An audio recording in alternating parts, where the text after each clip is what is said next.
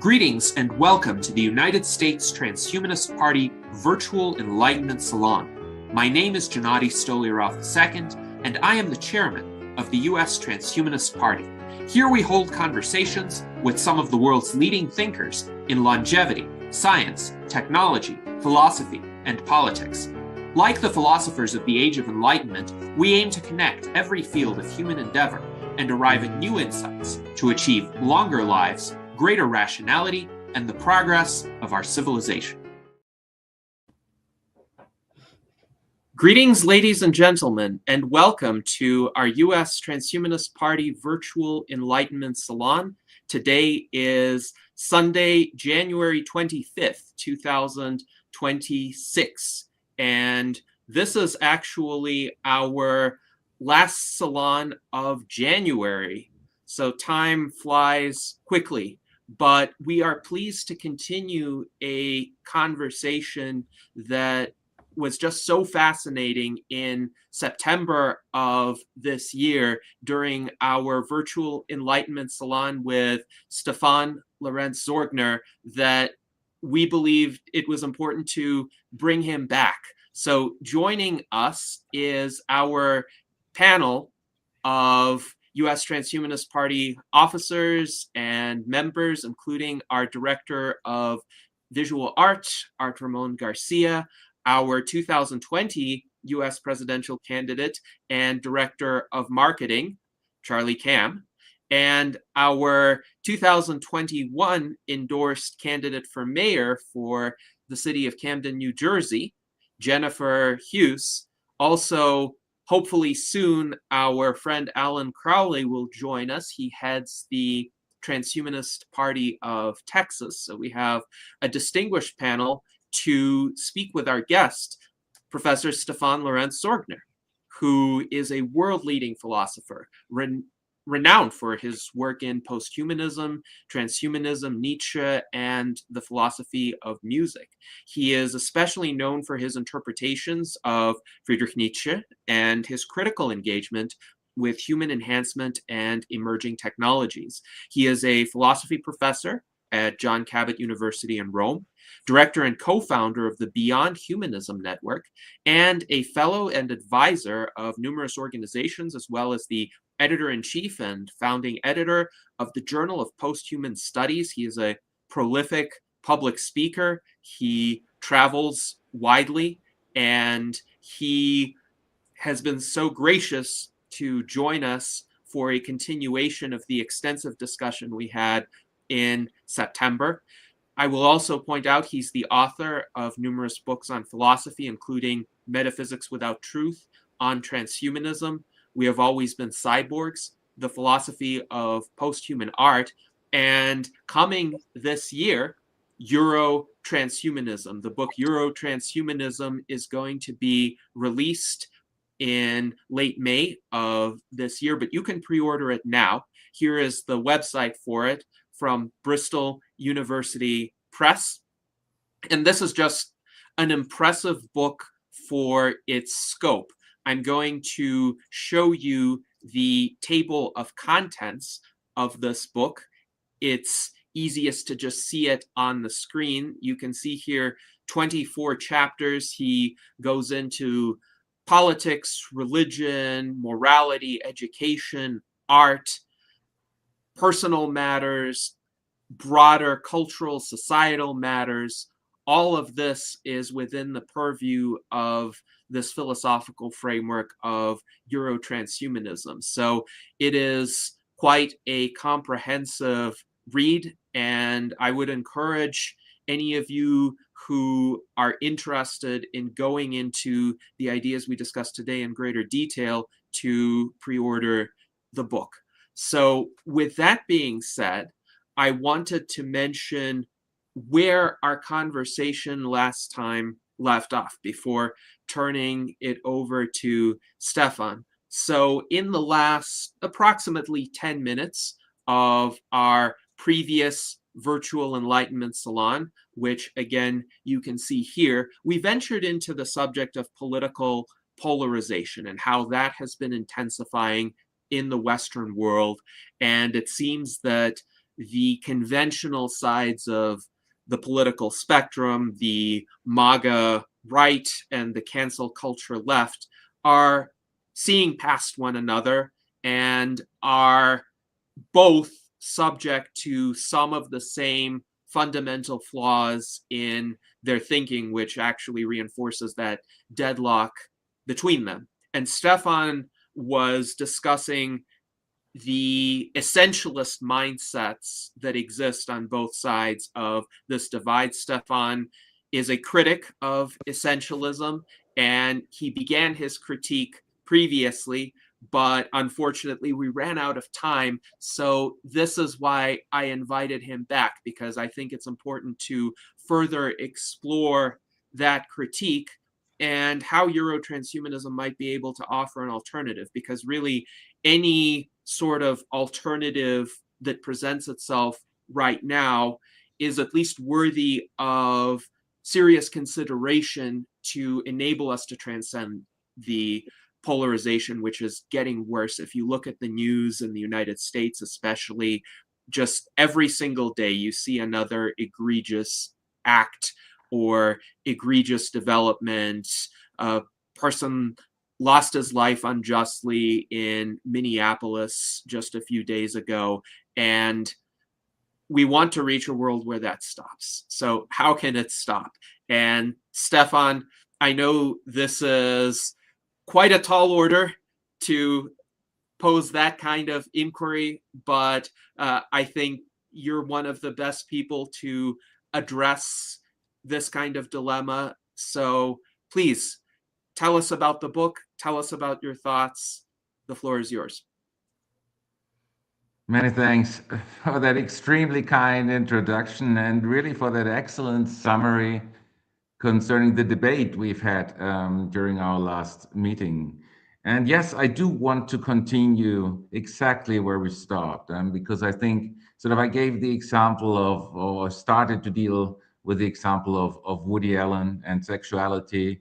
And I think this is exactly where many of the central aspects of the cultural wars actually focus on. And whenever such issues get addressed, it can be certain one is not making oneself a lot of friends, or it always brings about heated debates. And but the issue is really, and the issue is essentialism. The problem is that the people, all the intellectuals sort of claim that universal validity for their own approach, claim what I think is universally valid. And I think sort of this claim for truth is the fundamental challenge, which we all need to address. And a non-essentialist transhumanism, the Euro-transhumanism, can better address than the other alternatives, and thereby, of course, it loses its ground. It's like it becomes a castle made of sand, because in the end it renders clearly that it itself is something which necessarily has to vanish again, and it acknowledges this. It doesn't claim for universal validity. This is what anti-essentialism, this is what non-essentialism actually demands. And so, yeah, I'm looking forward to hearing your thoughts and your responses to my suggestions. And I want to highlight all the things I'm presenting are suggestions, are reflections. They're not they don't claim to be universally valid, but they're like, my as good as it gets answers and judgments to the great variety of challenges we're facing with. And I want to focus on, because that's where we start, and I think this is sort of a focal point of many of the culture wars. I want to focus on the case of sex. Many thinkers, from Plato over Lucretius to Schopenhauer and Freud, have highlighted the fundamental relevance of the sex drive. Implicitly, its central importance has also been acknowledged by fundamentalist religious traditions.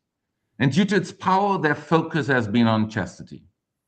Women who take the vows of chastity become the pride of Christ and the Catholic tradition, which also gets symbolized by the veil and the ring. And the Orthodox tradition nuns merely receive a veil. If you're not strong enough to fully dedicate yourself to God, you may live sexuality in a natural union between a man and a woman, whereby the natural order of the world always ought to get considered. The aim, the aim of the eye is to see. The aim of the nose is to smell, and the aim of the genitals is to reproduce. If you masturbate or use contraceptives, then you use the genitals in a non-natural manner. And this is still a very strong part in many discussions, also whenever naturalism, when sort of this is unnatural comes up. And that has a lot of implications concerning many transhumanist stances. In critical posthumanism, so critical posthumanism is sort of a very extreme, is a leftist approach, which is very critical also of liberal democracies, which is very strong in many, in particular in universities. In critical posthumanism and transhumanism, the natural law of the world gets dissolved, at least in most aspects of transhumanism. However, this occurs in different directions. In critical posthumanism, the binary ontological conception of the world, which can be traced at least to Plato's allegory of the cave, is the root of the challenge, as there the binary power structures of discrimination originated. Because there was like whiteness and blackness, racism, there was rational and the emotional, which is sexism. It can be traced sort of to rationality being the human, and the non-human, the non-rational, the speciesism. And all of that can be traced to the allegory of the cave. The central goal of critical posthumanism is to culturally move away from these binaries. However, it's far from easy to do so, as a binary way of conceptualizing the world is deeply ingrained in our language too. So hence the importance of revising words and their use within, this critical posthumanism. Transhumanism increases insofar as it also conceptualizes the world as extremely dynamic, and this also means that who we are as human beings is subject to modification. Critical posthumanists are more cautious in this respect because they always highlight the capitalist forces which enable such modification procedures. Hence, they regard the financial interest of companies who realize the technologies as problematic, as well as the ideals which are often aspired for due to them being propagated in social media, whereby traditional power structures get duplicated. Due to our complex entanglement in the world, critical posthumanists do not affirm the notion of autonomy, which on the other hand is strongly affirmed within transhumanism. Even though it's uncertain whether it's kind of an ontological grounding, whether we actually whether we possess the capacity of autonomy. Most would say, while ontologically the concept of autonomy is implausible, this doesn't apply to the normative concept of autonomy. If critical posthumanists draw upon the notion of autonomy, then they have at the most a relational autonomy in mind, which implies that vulnerability, relational care, and resisting dominations get prioritized over the concept of autonomy. So autonomy matters for these approaches, but it's always one sort of vulnerability and relational care are more important even than the autonomy, or need to be prioritized. It also needs to be mentioned that there are different versions of course, of transhumanism, that there are significantly different interpretations concerning autonomy within these alternative versions of transhumanism. And I already mentioned 4 different approaches in the first discussion. Autonomy plays a central role in transhumanism as it unfolds itself in different versions of negative freedom, morphological freedom, educative freedom, reproductive freedom, and many other types of freedom. While critical posthumanism stresses that everything is culture and hence based on some human interests, transhumanism highlights the relevance of evolution, whereby dominance, reproduction, and health become particularly important. And I do want to highlight that because this actually does and must be considered also when it comes to issues concerning sex. Which of these elements is central strongly depends on the respective transhumanist tradition which gets considered, as it's essential to highlight that there's a great variety of different transhumanist approaches. Due to the relevance of morphological freedom in transhumanism and the focus on a non-binary account of relational care within critical posthumanism, both of these cultural traditions are moving away from the traditional binary account of sexuality, so from the conservative, fundamentalist, religious approach concerning sexuality. Transhumanists merely highlight that sexuality has to involve competent adults autonomously consenting to being involved. This not only applies to a heterosexual relationship, but also includes same-sex, queer, non-binary, or transgender relationships. Critical posthumanists share these concerns. However, they also highlight the relevance of vulnerability, relational care, and resisting domination. And these elements actually become dominant when it comes to critical posthumanism. Hence, these demands significantly move beyond the norms of transhumanism, as here the need of undoing hierarchies becomes central. Even though both cultural movements move away from the traditional Judeo-Christian sexual ideals, they affirm different rationalities when it comes to appropriate ways of sexually bonds. So I'm talking about the morality here of sexuality. While transhumanism primarily highlights the relevance of consent among competent adults, critical posthumanists stress care and the attempt to undermine structures of abuse, which for them is related to problematic versions of power dynamics, which has significant practical implications. And the following three challenges are particularly relevant. Critiques of sexual power dynamics is fundamental in critical posthumanism. It can unfold itself in various ways. Firstly, if there's a significant age gap between the partners, then critical posthumanists highlight the vulnerability of the younger person. Transhumanists focus on the issue of consent, self-determination, and the non-harm principle, and stress the power is perspectival, whereby it becomes unclear who is in control. Thus, it might well be that the older person is more vulnerable. Given the power is perspectival, no general statements are plausible. What is the decisive criterion of power? And this insight is central for Euro-Transhumanism. Symmetry is important when it comes to sexual relationships. However, it needs to consider the perspectival judgments concerning power of everyone involved. And this is the decisive factor. Applying generally valid criteria of power, as is being done by critical posthumanists, is implausible due to power being perspectival, according to Euro-Transhumanism. Secondly, if there's a financial inequality in a sexual relationship, then financial dependency, coercion, and commodification need to be considered, according to critical posthumanism.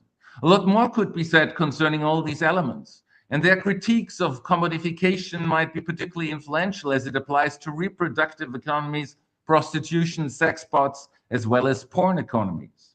Transhumanism, on the other hand, does not necessarily have a strong stance on all these issues as long as only consenting adults are involved, at least concerning most forms of transhumanism. And transhumanists usually highlight that financial power differences are secondary as long as no manipulation is applied. Voluntary consent is the gold standard. It is central for transhumanism to take evolution seriously. That's a different element. Evolutionary psychologists have analyzed in detail what counts as attractive from an evolutionary perspective.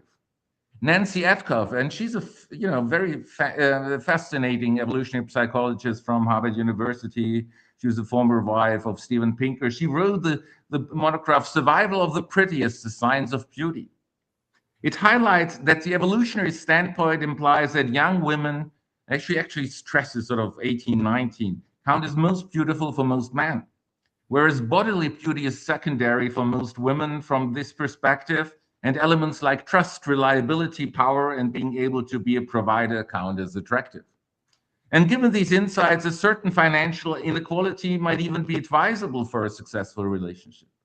However, the following insights must not be forgotten. Symmetry ought to be important when it comes to sexual relationships. However, it needs to consider the perspectival judgments concerning the power of everyone involved.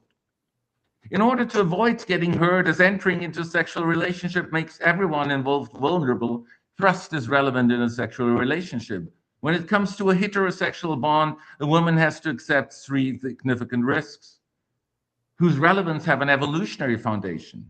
Trust is essential for her as she wagers the seed, the sickness, and the story that may follow. The risk of pregnancy, as preventative measures can always fail, the risk of a disease, so it's important to know and to trust one's partner sufficiently that he's behaved accordingly in the past, then it's possible to believe that what he said. Too many cases where even they have an STD and they don't even inform the partner about it. The risk of humiliation to avoid being placed in an uncomfortable public situation, for example, social media. Power games are central in the storytelling of our lives. Even though it seems to be a widely shared element, it remains an open question whether it applies to all cultures. An additional factor which further underlines the relevance of trust is safety. Safety can have to do with being safe from physical violence, economic, emotional, and future-related challenges. Safety is not reducible to seed, sickness, and story. Safety is rather foundational, a meta condition, or maybe even a precondition for all these three other elements of trust. As safety is only partially dependent of seed, sickness, and story. Seed can be related to the safety when surrendering bodily autonomy. Sickness can be connected to the safety concerning one's health. Story is closely connected to the safety concerning the protection of someone's cultural identity. For man, the risk of pregnancy and humiliation are more limited. A man can be made to pay for the offspring, a man can be made fun of. The risk of a disease, however, is fundamentally relevant too. Hence, the issue of trust is also central for man, and truthfulness, openness, and self-care are virtues which are relevant for most people involved in a heterosexual sexual relationship. And not only that. Even though different criteria apply for men and women in this case, all parties involved are vulnerable, and their vulnerability depends on many different factors. However, Etkoff strongly relies on the traditional categories of biological sex. Within transhumanism, there's a wide range of different approaches. Some would merely highlight that voluntary autonomous consent among competent adults is decisive. Sexual attraction might merely come down to an exciting entanglement of the people involved. Etkoff considers survival and sexual selection as evolutionary perspectives. Nevertheless, the relevance of social distinction can also be an outgrowth of the evolutionary process, whereby cultural elements become more and more important, which Etkoff acknowledges but doesn't focus on. Hence, there's also Martin Rossblatt's transhumanism, which highlights that there are as many sexual identities as there are people. I agree.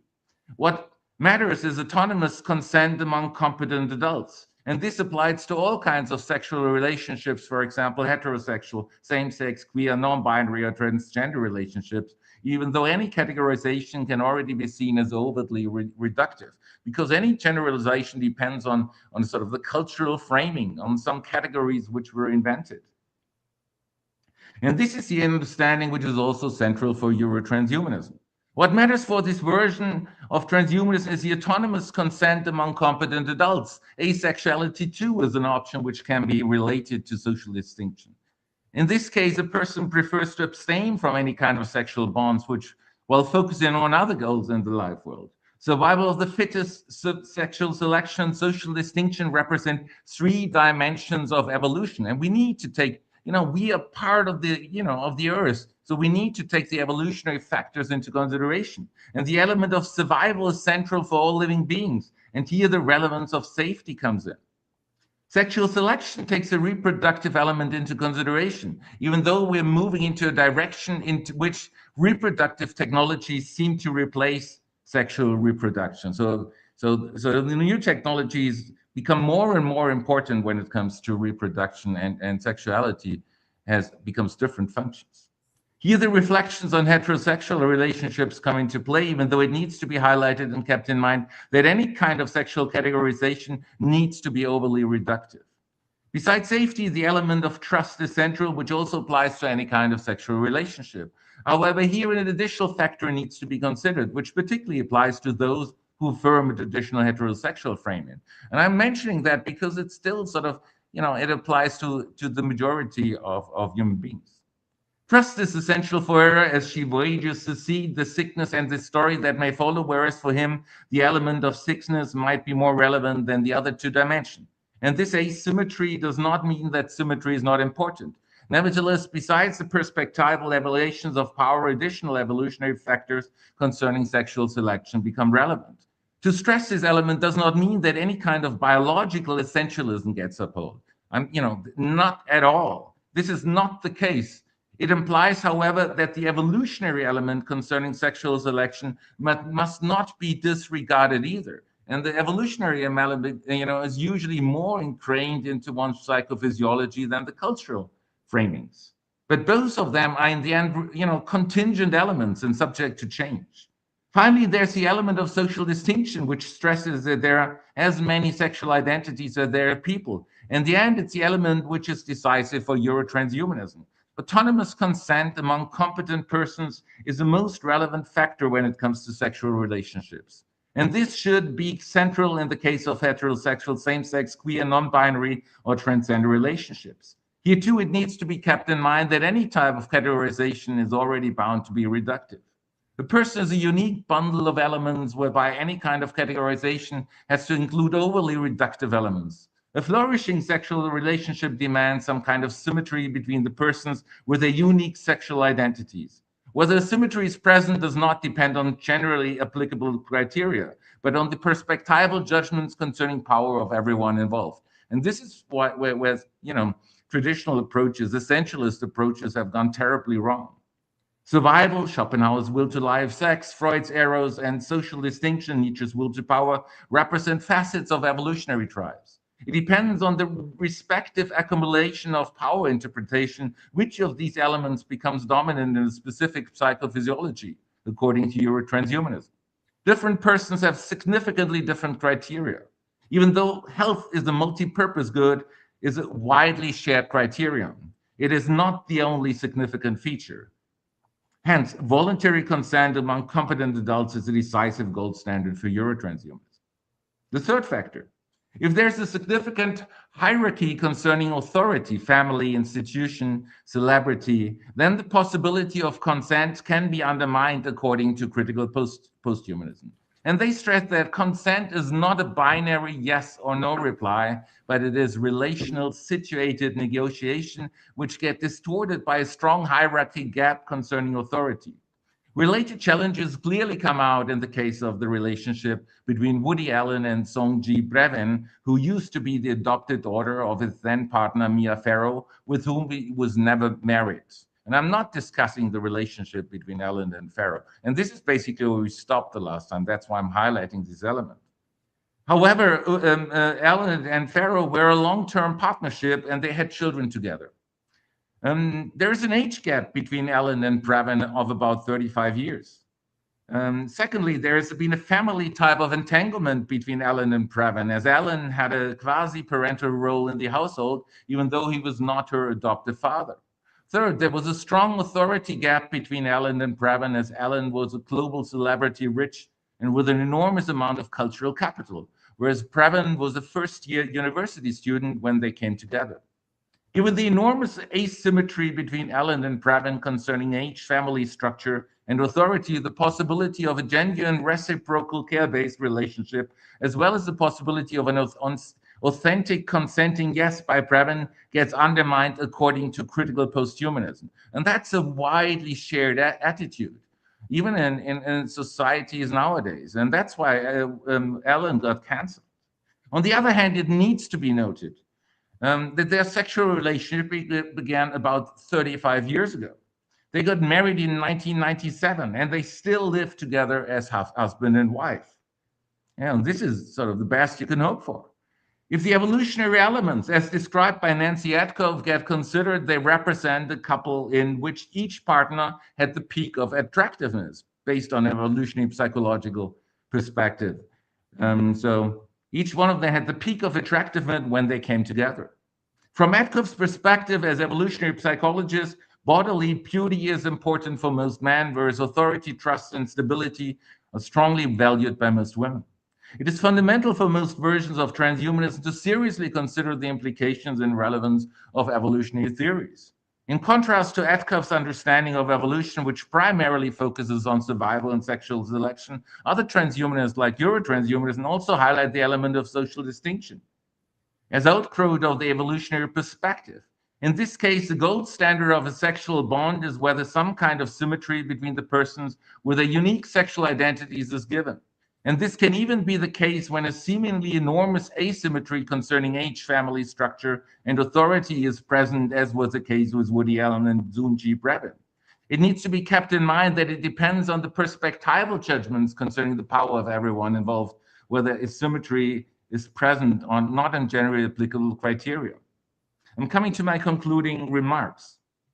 It should not be much of a big surprise to highlight the sex drive is fundamentally important for human beings.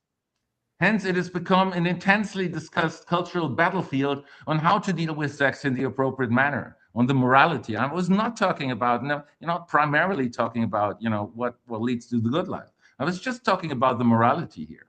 Traditional conservative perspectives still play an important role in the discussions today, in the sense sort of Judeo-Christian tradition, with all of their essentialisms which go along with it. And I briefly summarized them at the beginning. Critical posthumanism and its ancestors have done an excellent job in highlighting the paternalistic structure of fundamentalist approaches, because the fundamentalist approaches with an essentialist claim were like, man, rationality being superior, emotionality being inferior, and all, and they strongly take the position of the so-called of the weaker part.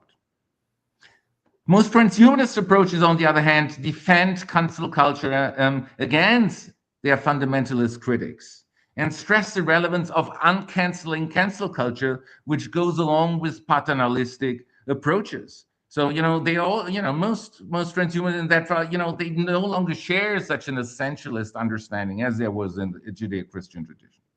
But at the same time, it has also become clear that by highlighting the relevance of vulnerability, relational care, and resisting domination, at the most, a relational autonomy might get upheld by critical posthumanists. And this leads to strongly paternalistic elements. And they've really gone over the board with many of these claims. Thus, cancel culture, which is closely entangled with critical posthumanism, has become enormously influential at universities. Thereby, excessive versions of cancel culture have become dominant in certain intellectual circles, which cancel people like Woody Allen, who, at least in the case mentioned previously, has done nothing morally problematic from the perspective of Euro-Transhumanism. They're two competent adults making a decision, and you really turn the first-year student into someone immature if you claim, you know better than them what is in their interest. So hence, uncanceling cancel culture also implies that excessive versions of cancel culture need to be criticized. So uncanceling cancel culture means, on the one hand, there is something, criticizing all the essentialist elements which go along with the traditional monotheistic religion. That's a very strong stance, because there's a lot of violence connected with it. On the other hand, then by going into the other extreme, by suddenly saying, no, if you embrace any type of standard, your traditional relation, more traditional bonds, then that's already morally problematic. And by basically demanding that someone who's, their clear standards, who is the weaker part, and then whenever sort of a relationship occurs between someone who they regard as a weaker part, then it also becomes immoral. That is as paternalistic and as dangerous as basically the traditional religious fundamentalist. So because they also claim they've got an essentialized criteria of what is the morally right one. So it used to be, if we talk about art, it used to be beauty. Now beauty goes along with violence, and so now it needs to be monsters. But both are basically fundamentalist, essentialist approaches, which go along with a lot of violence in what they affirm. So, thus the term uncanceling cancel culture is meant to be ambiguous. This is why it's both a defense of cancel culture against its fundamentalist critics, those who want to return to traditional, traditional religiosity, as well as a critique of cancel culture in excessive forms, which basically affirms, no, unless you affirm sort of the ideals upheld here, you're immoral. That's another type of essentialism. It needs to be highlighted that transhumanism is divided on the issues raised here. On the one hand, there are various transhumanist approaches which uphold the relevance of consent among competent adults, as described previously, for example, Martin Rothblatt or Euro-Transhumanism. On the other hand, it must also be noted there is one version of transhumanism which embraces a more conservative stance concerning sexuality, and which, due to its enormous relevance in the tech business world, can be referred to as classic transhumanism, which Elon Musk being one of the main representatives. And the conservatism of classic transhumanism gets revealed by Elon Musk, for example, not being supportive of his trans daughter, which while he's praised the extremely conservative advocate Charlie Kirk, who was recently murdered. So that goes more along with the sort of fascination of a more essentialist understanding, basically, of sexuality. And with the approach, which the approach I'm trying to highlight here, with the Euro-Transhumanist approach, it does acknowledge there are some asymmetries between men and women, and it makes sense to talk about men and women, even though of course words are just metaphors, are just contingent categories which we humans have created, but most people do associate with them. So by highlighting that it's just a metaphor, but a metaphor which usually works because these are the dominant criteria in the life world, this is a way to acknowledging the impact, basically, of many types of traditional essentialisms. But at the other hand, in the end, they are just evolutionary factors, and they are widely shared in our psychophysiologies. But this doesn't mean that they're essential and universally valid, because there's another dimension, and that's the cultural outgrowths. And for many, actually, the cultural outgrowths is more important than sort of what is evolutionary ingrained. And sort of the outgrowths is the sexual identity which people form. And there's there are as many, in the end, there are as many sexual identities as there are person in the world. And in the end, what we really need to focus on is sort of trying to avoid the violence which goes along with the essentialism, and that leads to the binary distinction. But otherwise, we can allow the great plurality of different types of flourishing by realizing, well, we need to decide at a certain type what the decisions people make. We need to acknowledge them. We need to acknowledge that they are mature, and they have got the right to making the decision, whether they are actually not mature or whatever. And then you bring a story that's extremely paternalistic to doing so, because you claim to know better than what other people, then you could claim to know better than others what is in their interest. But this is, of course, you have just been talking about the morality. It's a completely different issue. What actually sort of, if anything, can be said about sort of something personal fulfillment or the good life, eudaimonia, no? And here in the end, sort of the classic transhumanists actually do have a different approach to what I'm highlighting. In classic transhumanism, much more, they embrace a much more base hedonism. David Pearce, for example, that base hedonism, which also comes out. I also embrace a type of hedonism, but it's a more refined hedonism. I wouldn't say, the base hedonism, which goes, and that is being shared in many of the pop-up city I talked about before.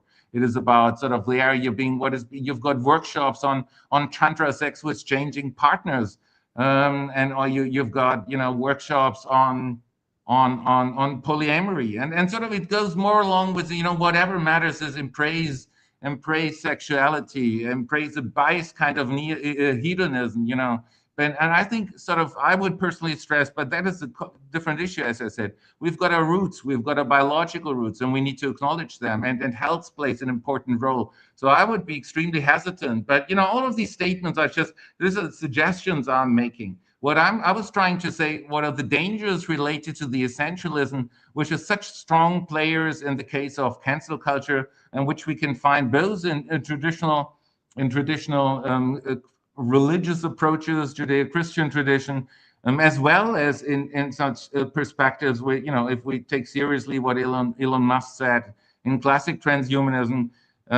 But in the same way, it is as bad, basically, in the case of the extremely left critical post-humanist approaches, which is a dominant in universities, which highlight now, unless you subscribe to that understanding of vulnerability and care, that becomes important. And we decide then in the end what is an appropriate relationship. And I think we need to take seriously what an adult person actually, which decision they need to make about their lives. And this is basically, many thanks for your attention. I'm looking forward now to having further exchanges on these really pressing issues, because they really go further. In the end, it's about understanding of nature. When we talk about morphological freedom, should I have the right to use specific technologies? Do others people know better than you which technologies to draw upon? Should we have a clear structure of enhancement, getting better? There are specific goals which need to be aspired for. So I was just highlighting one specific factor, but it's at the heart of many of the challenges which transhumanism is facing.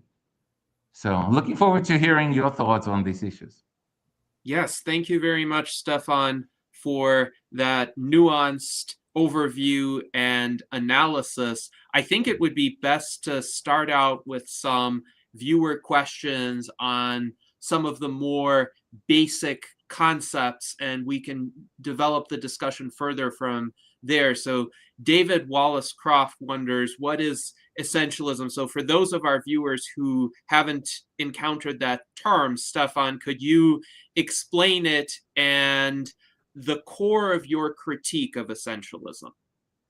Yes, thank you. Wonderful question. No, it's really so. Essentialism is a claim that there are universal, fundamental, unchanging truths about the world, and sort of one of the maybe a philosophical way to describing sort of the challenges related to what essentialism is basically, many of these types can be traced to the allegory of the cave as it comes up in Plato's Republic. So in Plato's Republic, there's a world which we access by our senses. We all live in this world. We see the empirical world all around us. But by thinking, we can actually move outside of the cave. By using rationality, we can move outside of the cave and we reach the form of the good, the idea of the good. But that we can only do so by our immaterial mind, according to Plato, by using rationality. And so we've got a distinction on the one hand concerning the world of change which we live in and which we access by means of our senses, and a world which we can only access by means of our mind, by our immaterial mind. It is no longer part of the material world. And that is rationality. And that leads us to the idea of the good, which is supposed to inform us about what the essence of the good life is for everyone. And basically, one of the criticisms highlighted here is basically, in Plato, that was associated with the sun. The sun is bright. And then we are all sitting in the cave, and the cave is dark, is black.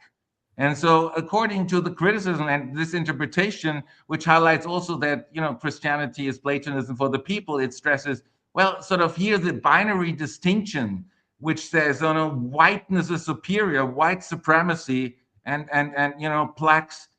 blackness is inferior. This is the roots of racism, is basically already part of that Western tradition, which can be traced to Plato and then is taken over in the Judeo-Christian tradition.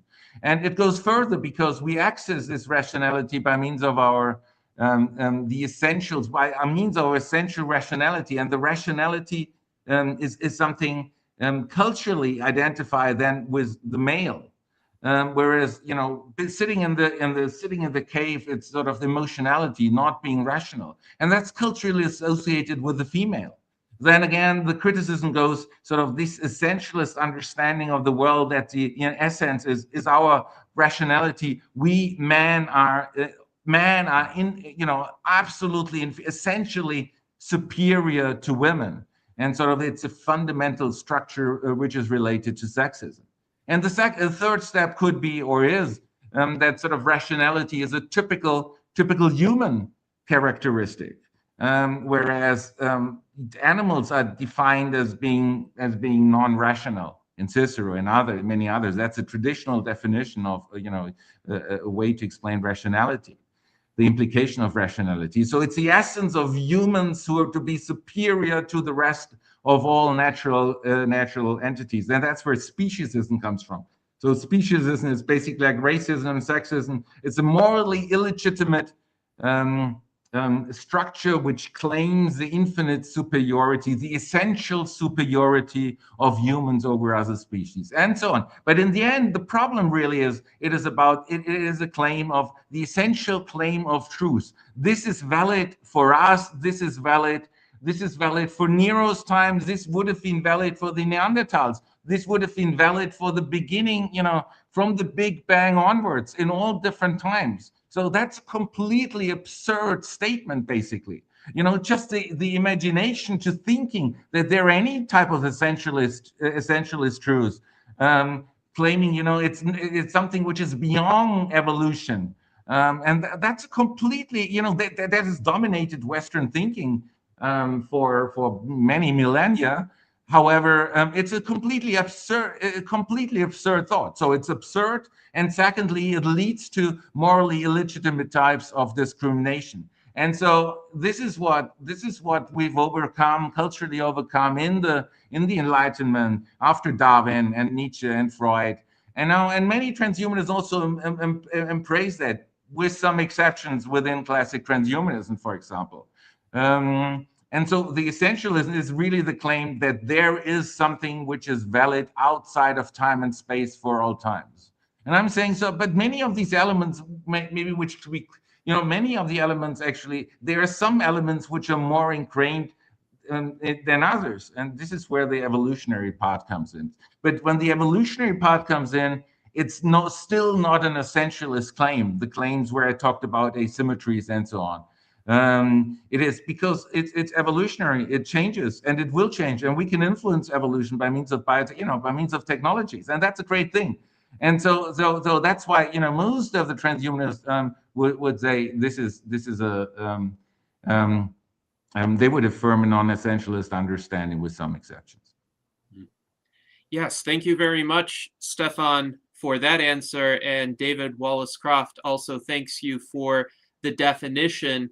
Now, your critique of essentialism seems to be based on the characterization of essentialism within the Platonic framework, so the world of forms that exists outside of this material, ever-changing world that we inhabit, and those forms are purported to be constant for all time, and that's where the essentialist perspective, as you see it, comes from. Now, I'm reminded of this picture. This is the School of Athens, and you can see here the images of Plato and Aristotle, where Plato is pointing upward and Aristotle is kind of gesturing down to the ground, to the material world.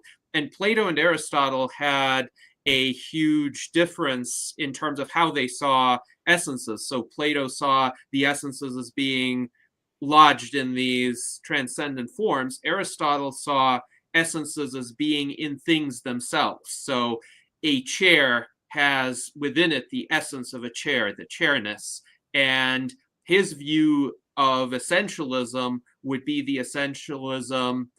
essences are contained within the beings themselves, the entities themselves. So could that kind of essentialism be more responsive to change as well? Because let's say an essence of a biological being is grounded in the biological nature or in the characteristics that that entity evolved to have, but those characteristics could change as well. And if we change those characteristics through some modifications, be they technological or be they the result of changes to society that perhaps lead to different incentives, lead to different behaviors, could that change the essence too, while keeping some manner of essence, in the sense that as humans change, as the human organism change, we're not going to become rocks or trees, and we wouldn't be well served by behaving like rocks or trees, but we might be better served by behaving differently from how our ancestors behaved. So what would you say in that regard, perhaps a more nuanced essentialism? Yeah, wonderful question. Yeah, so nuanced essentialism is tricky. Even so, what you described here, I would have to go firstly say, did Aristotle and Plato actually differ? And many would say, no, in the essence, actually, their claims are, maybe even the same, because both Aristotle also claimed, at least concerning theoretical insight, there are some essences, some insights, theoretical insights, which are universally valid. But sort of let me move on without clarifying directly, what did Aristotle actually mean, or how does Aristotle and Plato relate? So what you talked about, um, can we make sense of something like an essence within us? An essence within us which is not immaterial. So if it was immaterial, if it was something unchanging, then it would be nothing, it would be really just the same as a Platonic idea. So that's not really interesting. This goes along with all the problematic types of discrimination and so on, and even insights, implausible insights, which I've already mentioned. What about if they're in within us? And if they're within us, what is there anything in our bodies which doesn't change?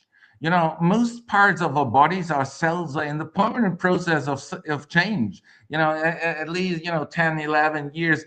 Besides our, there are some, the neurons. The neurons are actually quite stable. But even the neurons as such, we can actually generate neurons when we're getting older. They can get added and they can create it and they get integrated into our brain. So even the neurons are not something we can get created as well. What about the genes, the genetic structure as part of our body? Well, even as part of our epigenetic interactions with the environment, we can turn genes on and we can turn turns off, and how they relate to each other actually can be altered during the process of a lifetime. So even here, these things might be they are more stable, and I do acknowledge that, but they are still in the process of change, and they can be changed. So they can be changed as a consequence of environmental interactions, of things which happen to us, intensive ultraviolet rays, or even nutrition, but even intensive experiences we have can bring about epigenetic changes. In the same way, so they come from outside, but now by means of CRISPR-Cas9 and gene drives, it is possible to actually create these things ourselves. And this is why I don't like to talk about essences within us, because everything which is actually a part of our body in principle is contingent, is subject to change. I mean, there are some things which are more difficult to change than other things, than sort of the cultural elements. And sort of concerning the cultural elements, I want to highlight sort of, let's say, 70 years ago, it was widely acknowledged, homosexuality was, crime still according to many constitutions. Now, 70 years later, we've got marriage for all and even further claims. So culturally, these things can change enormously fast. Um, However, parts of our body, they don't change so fast. So that's why I think sort of the evolutionary heritage, and that's why I also stress some of the insights concerning evolutionary psychology, they are more firmly ingrained in parts of our psychophysiological structures, but that doesn't mean they're essences, because even they can be altered by means of psychotherapies, by means of genetic or even chemical interventions. And so that's why I hesitate. I find the use of essences within us really misleading, because they seem to apply, or they seem to have the connotations of there was still like an immaterial personality which we have, which we cannot change, just like a Platonic idea. And that's why there are levels of encrustedness. Some are more firmly encrusted than others, but in the end, all the structures within us are contingent, and that's why I don't like to talk about essences within us. Mhm. Yes, thank you for that explanation and clarification. So you would reject the idea of any unchanging essence. Would you say there are some objective qualities, at least at any given time, which would, let's say, suggest or even necessitate certain courses of action as being better or worse? Say, if we're biological entities right now, maybe we won't be in 1,000 years, but if we are right now, then eating food is objectively good for us. Eating poison is not objectively good for us. It will harm us, maybe kill us. If in 1,000 years we come to have, say, cybernetic bodies and really durable ones, then perhaps the same poison that would kill a biological organism today would not kill that body, it would have no effect on that body. But at any given point in time, would there still be objective ways to consider what is good for an entity and what is not good for an entity? Great question. So again, the question is here you're using the term objective, and I don't think any even scientific insights are objective. But that doesn't mean, of course, I trust scientific insights. There, for example, in scientific insights, for example, are the result we can reproduce scientific experiments, and the more often something gets reproduced, the more reliable it seems to be. But all swans seem to be like, and then suddenly a black swan comes up, and then we need to integrate that into our theory. That's a problem of induction.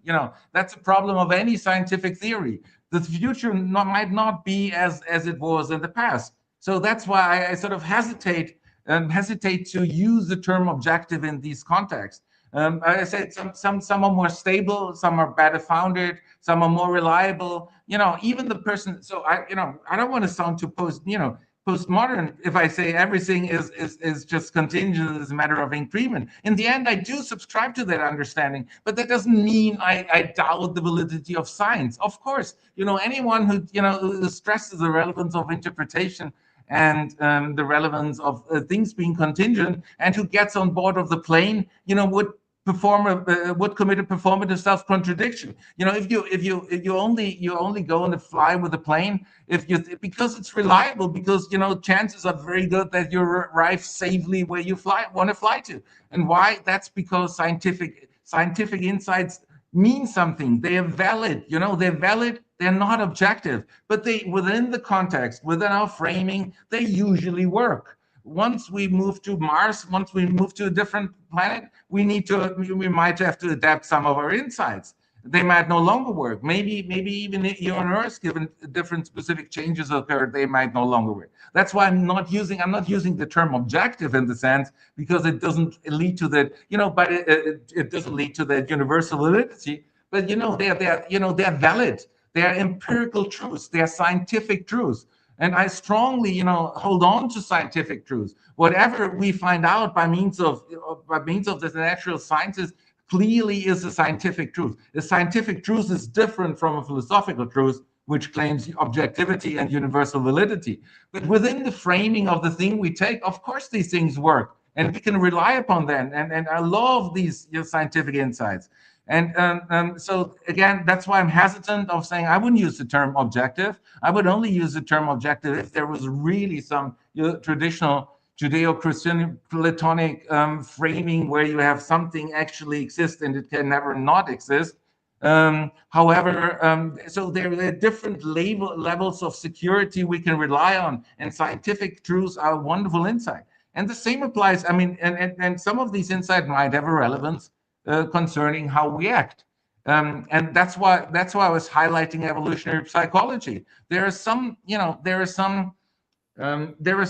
emotional responses concerning others, which are the result of our evolutionary heritage.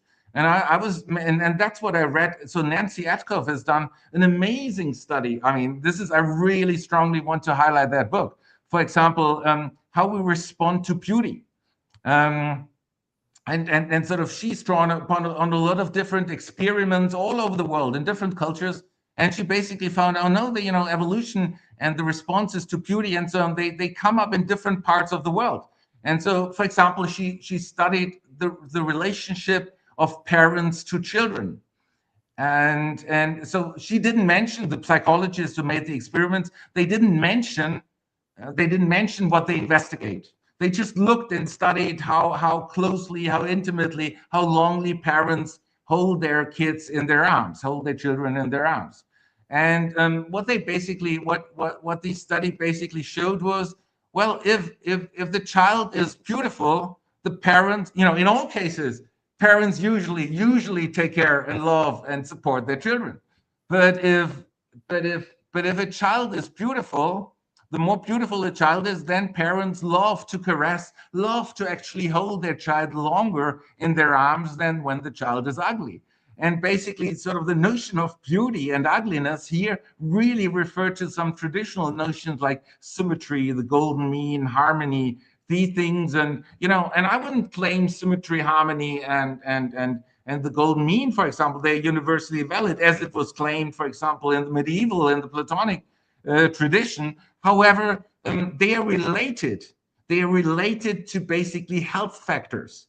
They are related to evolutionary factors. And we cherish health. We cherish health enormously. And that's why it can be found that's why such responses to beauty have actually become a firm part of our psychophysiological constitution. And you can sing a very tonal song to young children at the age of 5, and you can do that in Botswana, in India, or in Italy, and the response is always the same. Some certain tonal harmonies, harmonious relationship songs, the children love that. And then you confront the same kind of children. Then you confront the same children with Schoenberg or Stockhausen and some radical avant-garde music, and they will hate it. They don't relate to it. Does that mean that harmony is valid or is universally valid? That's an objective insight. Of course, it doesn't mean that. It just means that we need to take evolutionary factors into consideration. And the evolutionary factor is here, which comes into play, that sort of harmony, symmetry, golden mean. These are elements which have traditionally been associated with something like health. And from an evolutionary perspective, health plays an enormously important role for us human beings.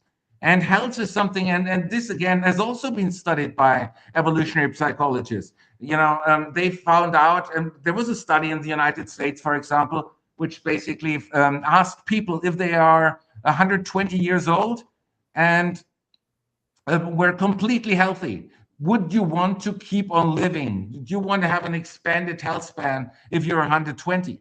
And the response was about 80% of the population said, yes, we want to do so. And that completely makes sense from an evolutionary perspective. Does it mean that being healthy is some moral obligation? No, it doesn't mean that. But it makes sense for most people that for most people, health is important, and that's why it should matter politically as well. For example, that's why the regulation in the United States that there is no universal healthcare system is really a terrible decision, and that's why the life expectancy, and that has consequences for the people in the United States, where people live like 4 or 5 years less than they do in the European Union, where basically they do have a universal healthcare system. But you see, I just want to stress, no, look at the evolutionary factor. Thereby, we do not get necessary insight. We do not get objectivity, but we get empirical insights which need to be taken into consideration, also concerning the issue of sex. Yes, thank you very much, Stefan, for that clarification. So it seems that you do think there are courses of action or properties that have actual validity, but it's a contextual validity. It's not universally and immutably the case always in all contexts across time. It's dependent on the context, but it is very real within that context. Exactly, absolutely. But at the same time, by acknowledging that, it also means, no, in principle, if we've got a certain genetic condition,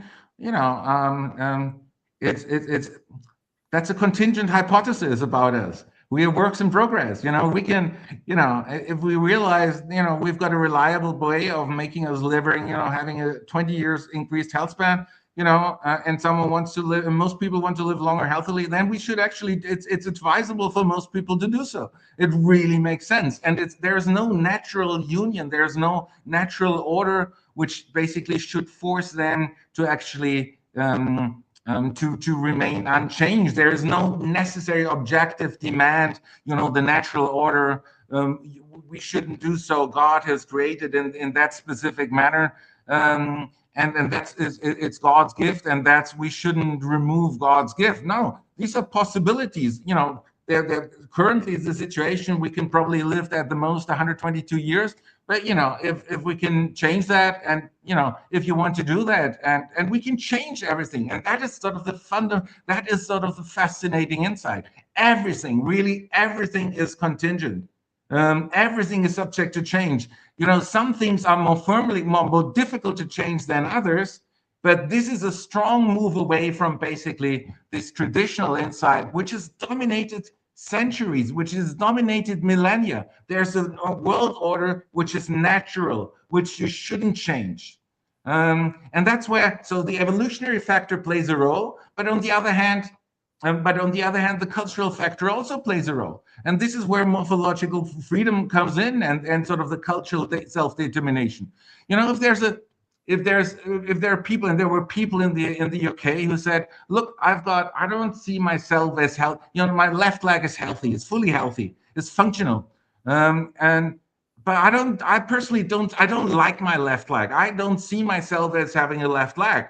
I don't need a health insurance to pay for me. I don't need any handy support from social securities later on in my life. I'm financially stable. I can take care of all of that myself. I want to help, but I hate my left leg. I want to have my left leg removed.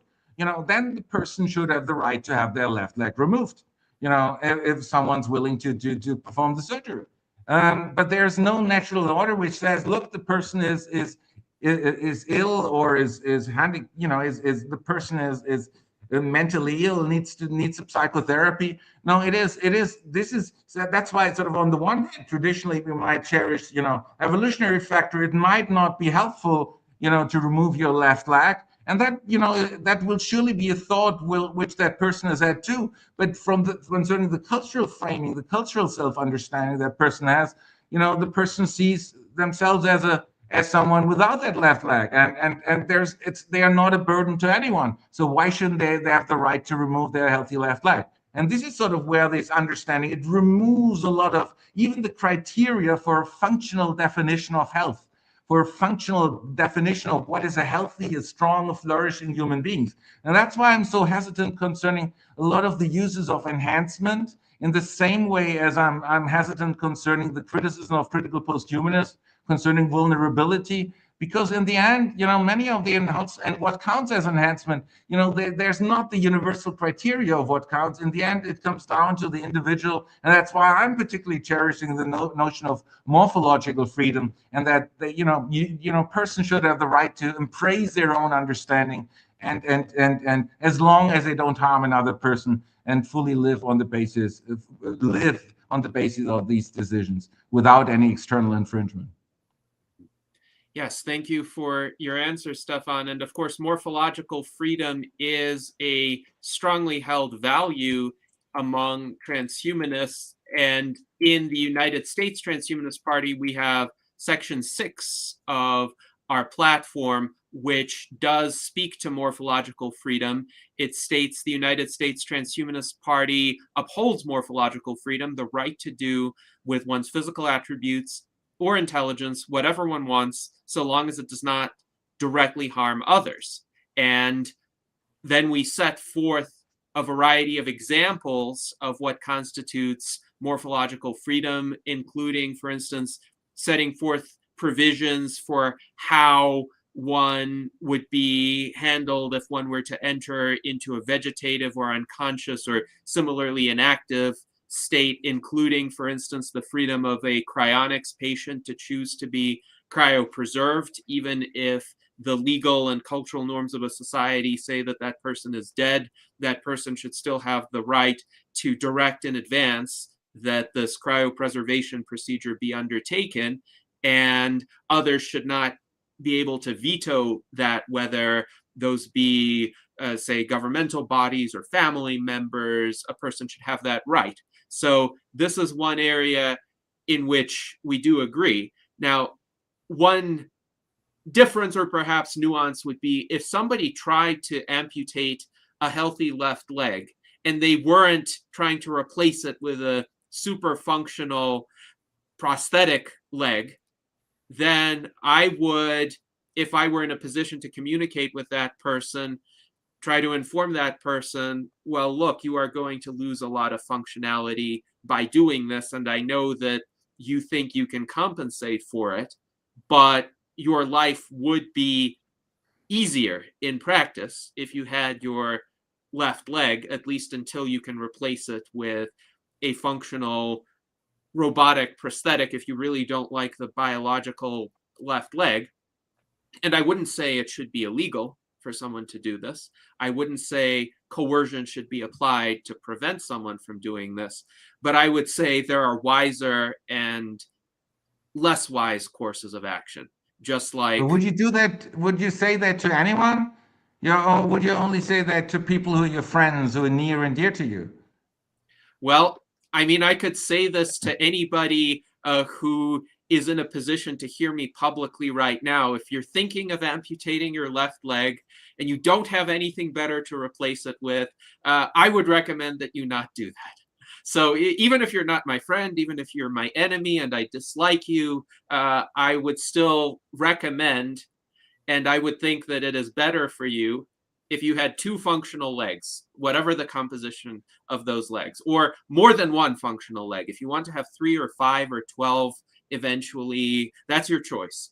But don't get rid of functionality. That's my Would you do the position. same with someone who wants to have who's transgender, who wants to have their sexual organs altered? Because then it becomes from a functional sexual organs to becoming a dysfunctional sexual organ.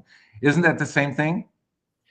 Well, in that case, I would say, and I've said this before, and we did have a salon where we discussed transgender and trans identity issues. So think about what is really important for your flourishing, and that includes any physical implications thereof. So I think you made that point too, that there's a wide range of sexual identities and manifestations. And for some people, they might not have certain desires that other people do, or they might have those desires that manifest differently. So, from my standpoint, I would say think about what you really want as an individual and what would improve your quality of life in such a manner that you will not regret later on. So, this is where, for instance, the US Transhumanist Party definitely supports this kind of morphological freedom, the right of people to modify their gender, undergo any sorts of surgeries or procedures if they're older than the age of consent. So in Of course. contemporary Western Um, societies, this is after the age of 18. But the reason why we wouldn't support it for children, in large part, is because children don't yet know fully what they want. They haven't yet fully developed the faculty to know. So there is, in my view, a large risk that they might choose to regret whatever procedure they decided to have as children or teenagers. So I would say to any person, think about what you truly want and will find fulfillment in, and make the kind of decision that you will be able to look back on hopefully many years, decades, centuries later and say, yes, this was the right decision. I don't regret it. but you wouldn't say it's illegal, and we agree No. upon that. Would you say it is immoral? Well, I wouldn't go that far if they're not Good. hurting somebody else. I would say it might be, if it's a choice that they made that they regret later on, I would say that's tragic, that's sad, that maybe there could be a different way that they could have acted. But I would say just really think about all the implications of such choices. And the more consequential the choices, the more you should think about the implications, whatever that may be, whether it's with legs or gender changes or any other major life decision.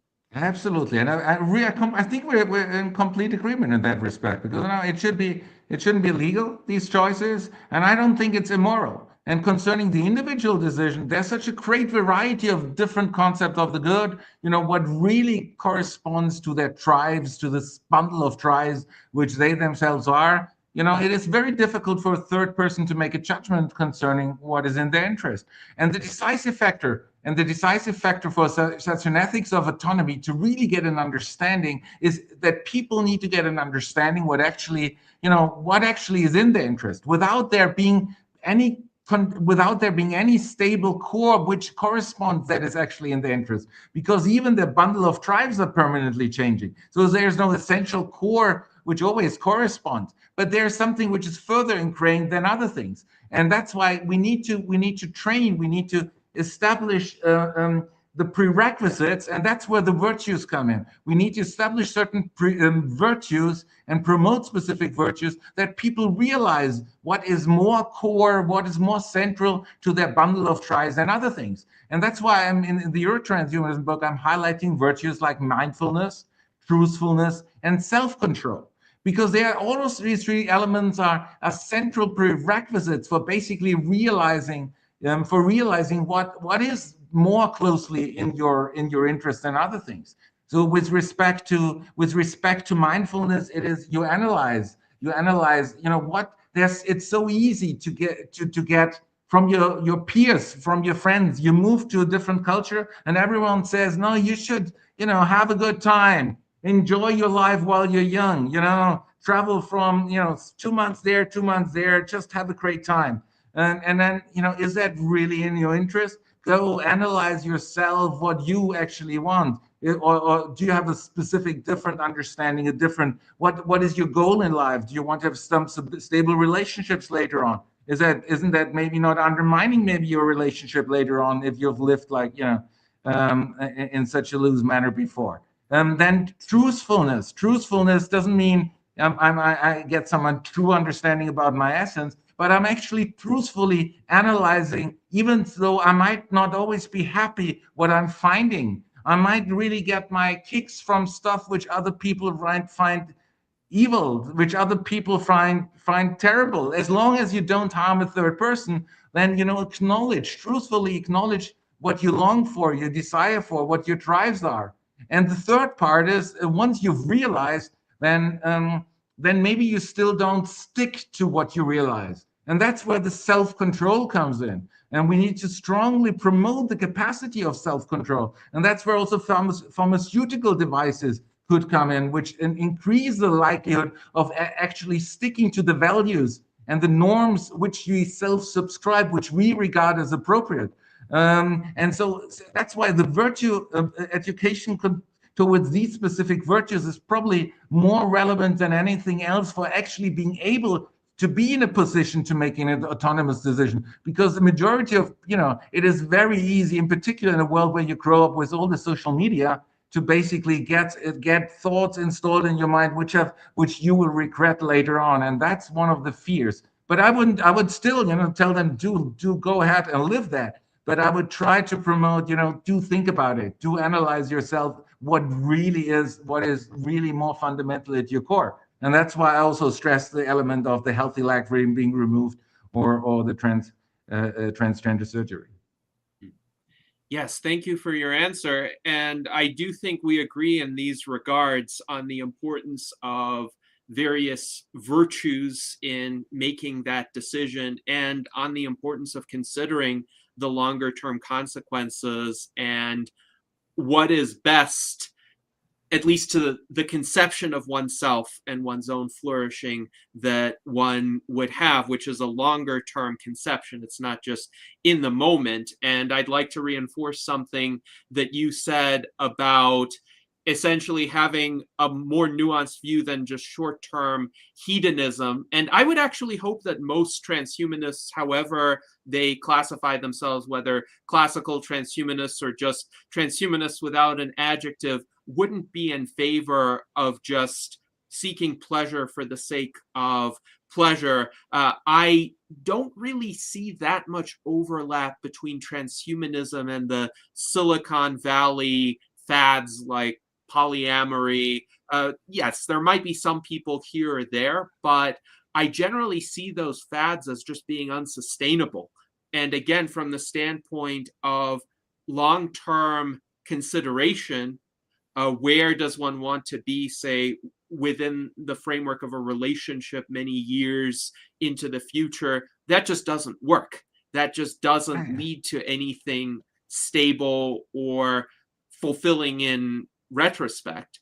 And hopefully a lot of people recognize this. A lot of self-identified transhumanists recognize this. There may be just some bubbles in the Bay Area where that's being practiced, but that's I just think my it's perspective. I so strongly agree with you. I mean, and sort of, but I fear actually from what I've seen, sort of in particular, sort of in the Bay Area tropicals, we're the cool guys. You know, we're living at the edge in the frontier houses. You know, we try out everything and go beyond the core borders, not like all the rest. We travel like nomads all in all different parts of the world, enjoy ourselves, embrace our sexual fulfillment in the different manners without thinking about the implications. And that is a widely shared. In particular, if you travel a lot, if you lose your bases, if you lose your roots, we need to understand the roots are important. And you know, the roots without, if you cut off your roots, you wither.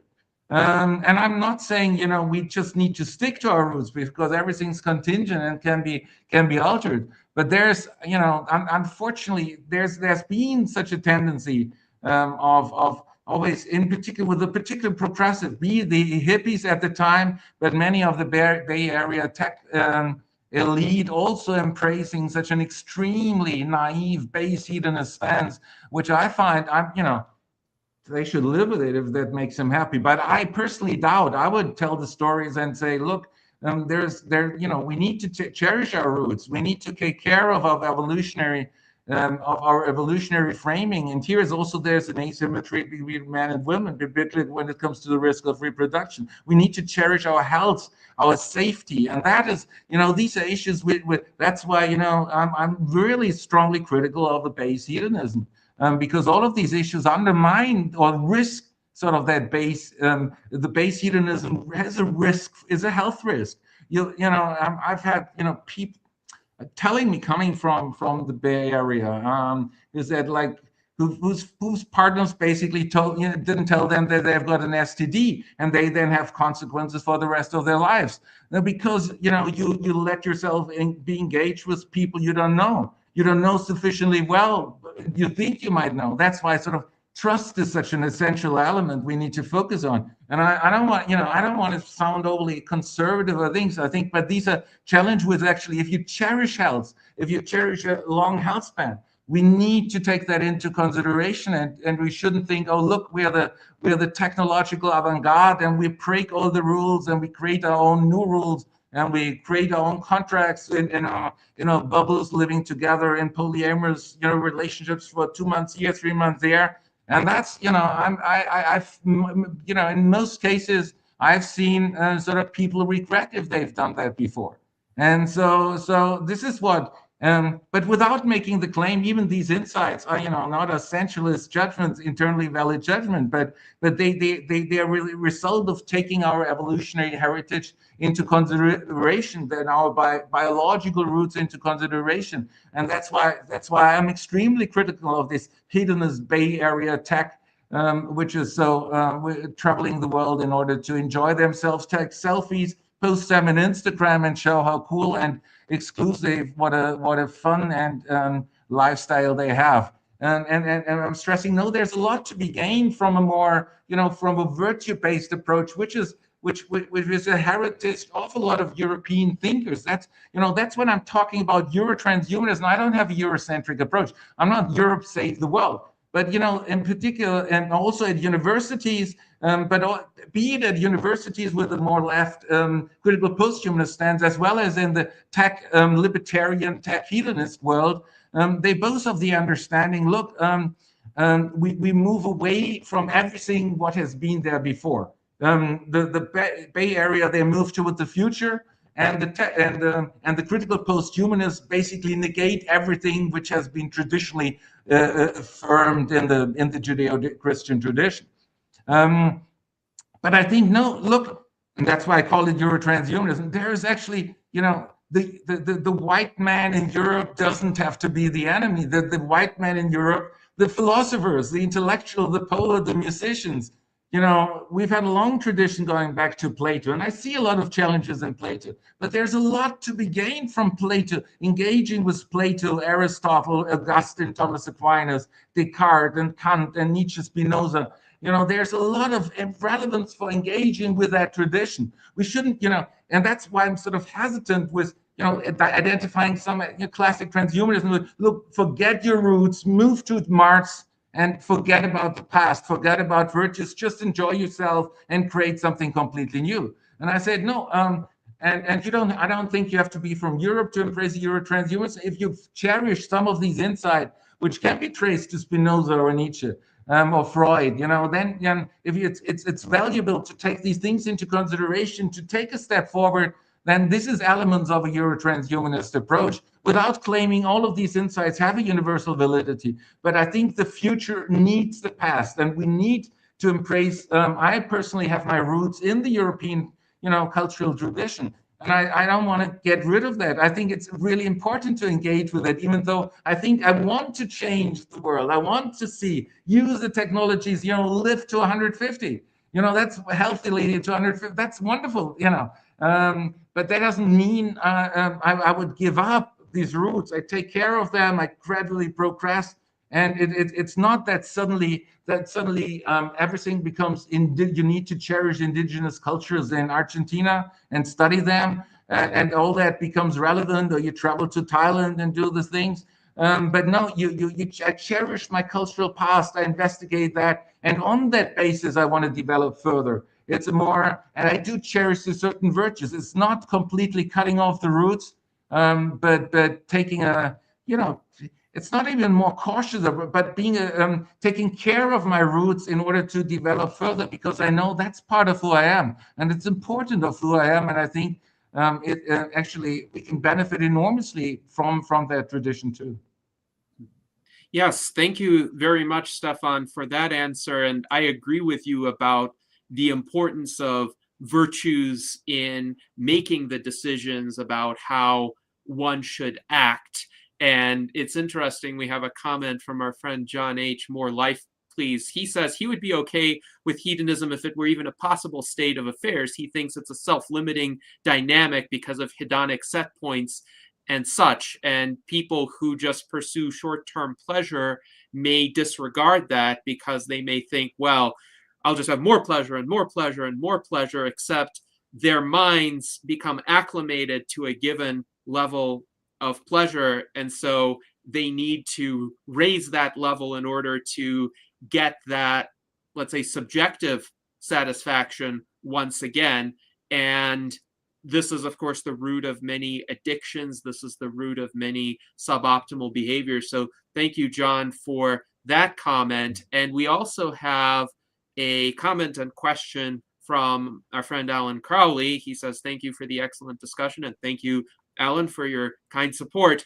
What does legislation built upon this reasoning look like? So we have, hopefully broadly among transhumanists, a recognition of the importance of autonomy, morphological freedom, but at the same time, we also have this concept of virtues, the concept of taking a longer term orientation, recognizing that changes may happen, but also there are scientifically valid insights, there are evolutionarily valid insights. So putting all of this together, what would you say are some possibilities for legislation that's not essentialist, that embodies all of these ideas?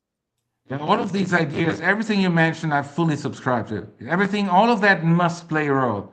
There are some significant cultural differences, which I basically, whenever I teach an introductory ethics class, and I've like most of my students are from the United States, and I do raise one specific question, which shows is an enormous cultural difference between people from the Anglo-American world and people from continental Europe. And that concerns the law, the legal aspect. It's one specific case. And the specific case has to do with shooting down a hijacked plane. So, we've got the case where there's a plane with 100 people on board, and the people the plane was hijacked. And it seems to be the case that the plane flies directly onto a nuclear power plant. And basically, we know that once if it successfully crashes into the nuclear power plant, 10 million people will be dead. The entire area will be devastated. for many decades, if not longer. So it is a very serious consequence. Luckily, you, and this is what all my students, each one of you, you're the president of the United States. Luckily, you've got a military plane nearby, and you could command basically the plane to shoot down the hijacked plane, because it seems to fly directly into a nuclear power plant. Would you do so? Should you do so? Is it a moral obligation to do so? What is the response I'm getting? What do you think? Very interesting question. So raise your hand if you would absolutely shoot down the plane in those circumstances. Anyone? Art Ramon raised his hand. Okay, raise your hand if you would never shoot down a plane under these circumstances that Stefan described. Interesting. Raise your hand if you would sometimes shoot down the plane, depending on other situations, depending on some context that has been left out. Anyone? Probably no. Okay, so interesting. So Art Ramon, so most people, there's a tendency now to shooting down the plane. Actually, in my class, it's usually 100%. No, if they're all from the United, it's most people. There's hardly anyone who wouldn't shoot down the plane, because basically the consequences are such that you have either 10 million people, 1 million people die in the region will be devastated, or it's just like 100 people being dead. The 100 people on the plane, and it's very likely actually the people on the plane will be dead anyway, even if they don't hit the target of the nuclear power plant. Even if they miss it, it's very likely that they would be dead. Actually, in one case, this has not been the case. It was a case of the shoe bomber, where the passengers in the plane actually got control of the plane, and no one died in the end. Anyway, so and the interesting thing, if I ask this very same question in a class in the where I've got continental European students, the majority, most people would not shoot down the hijacked plane, in particular in German-speaking countries, but also in the rest of continental Europe. And that is very interesting. The response is completely different. And this has to do with the legal situation in these two cultural spheres. In the Anglo-American world, there is utilitarian thinking is a dominant one. And the utilitarian thinking basically goes, you look at the consequences. In the one case, you've got 100 people, very likely 100 people dead, very slow probability, no one's dead. And if it hits the target, then there will be 1 million people dead. And you want to avoid that the 1 million people or 10 million people will die. So So for the most people, that's the right thing to do. That's as good as it gets. That's where you would shoot down the plane. That's utilitarian thinking.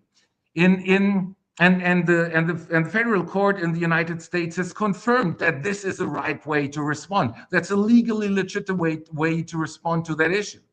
The same issue has been addressed by the highest court in Germany, and the highest court, due to obvious as a consequence of things which happened 25 years ago. So, and the highest court in Germany said, if the chancellor made such a decision, that would be a criminal offense. The person could be put into jail. That is not a legitimate decision which the chancellor could make. Why not? Because here, that is a deontological, a Kantian way of thinking. You sacrifice the life of one person whose value is infinite, possesses human dignity, for the value of 10 million people. And each person has the value of the value of any person is infinite, based on that Kantian type of reasoning, which is dominant in the continental European world. And so, based on a deontological reason, actually, it becomes illegal also in these cultural contexts. And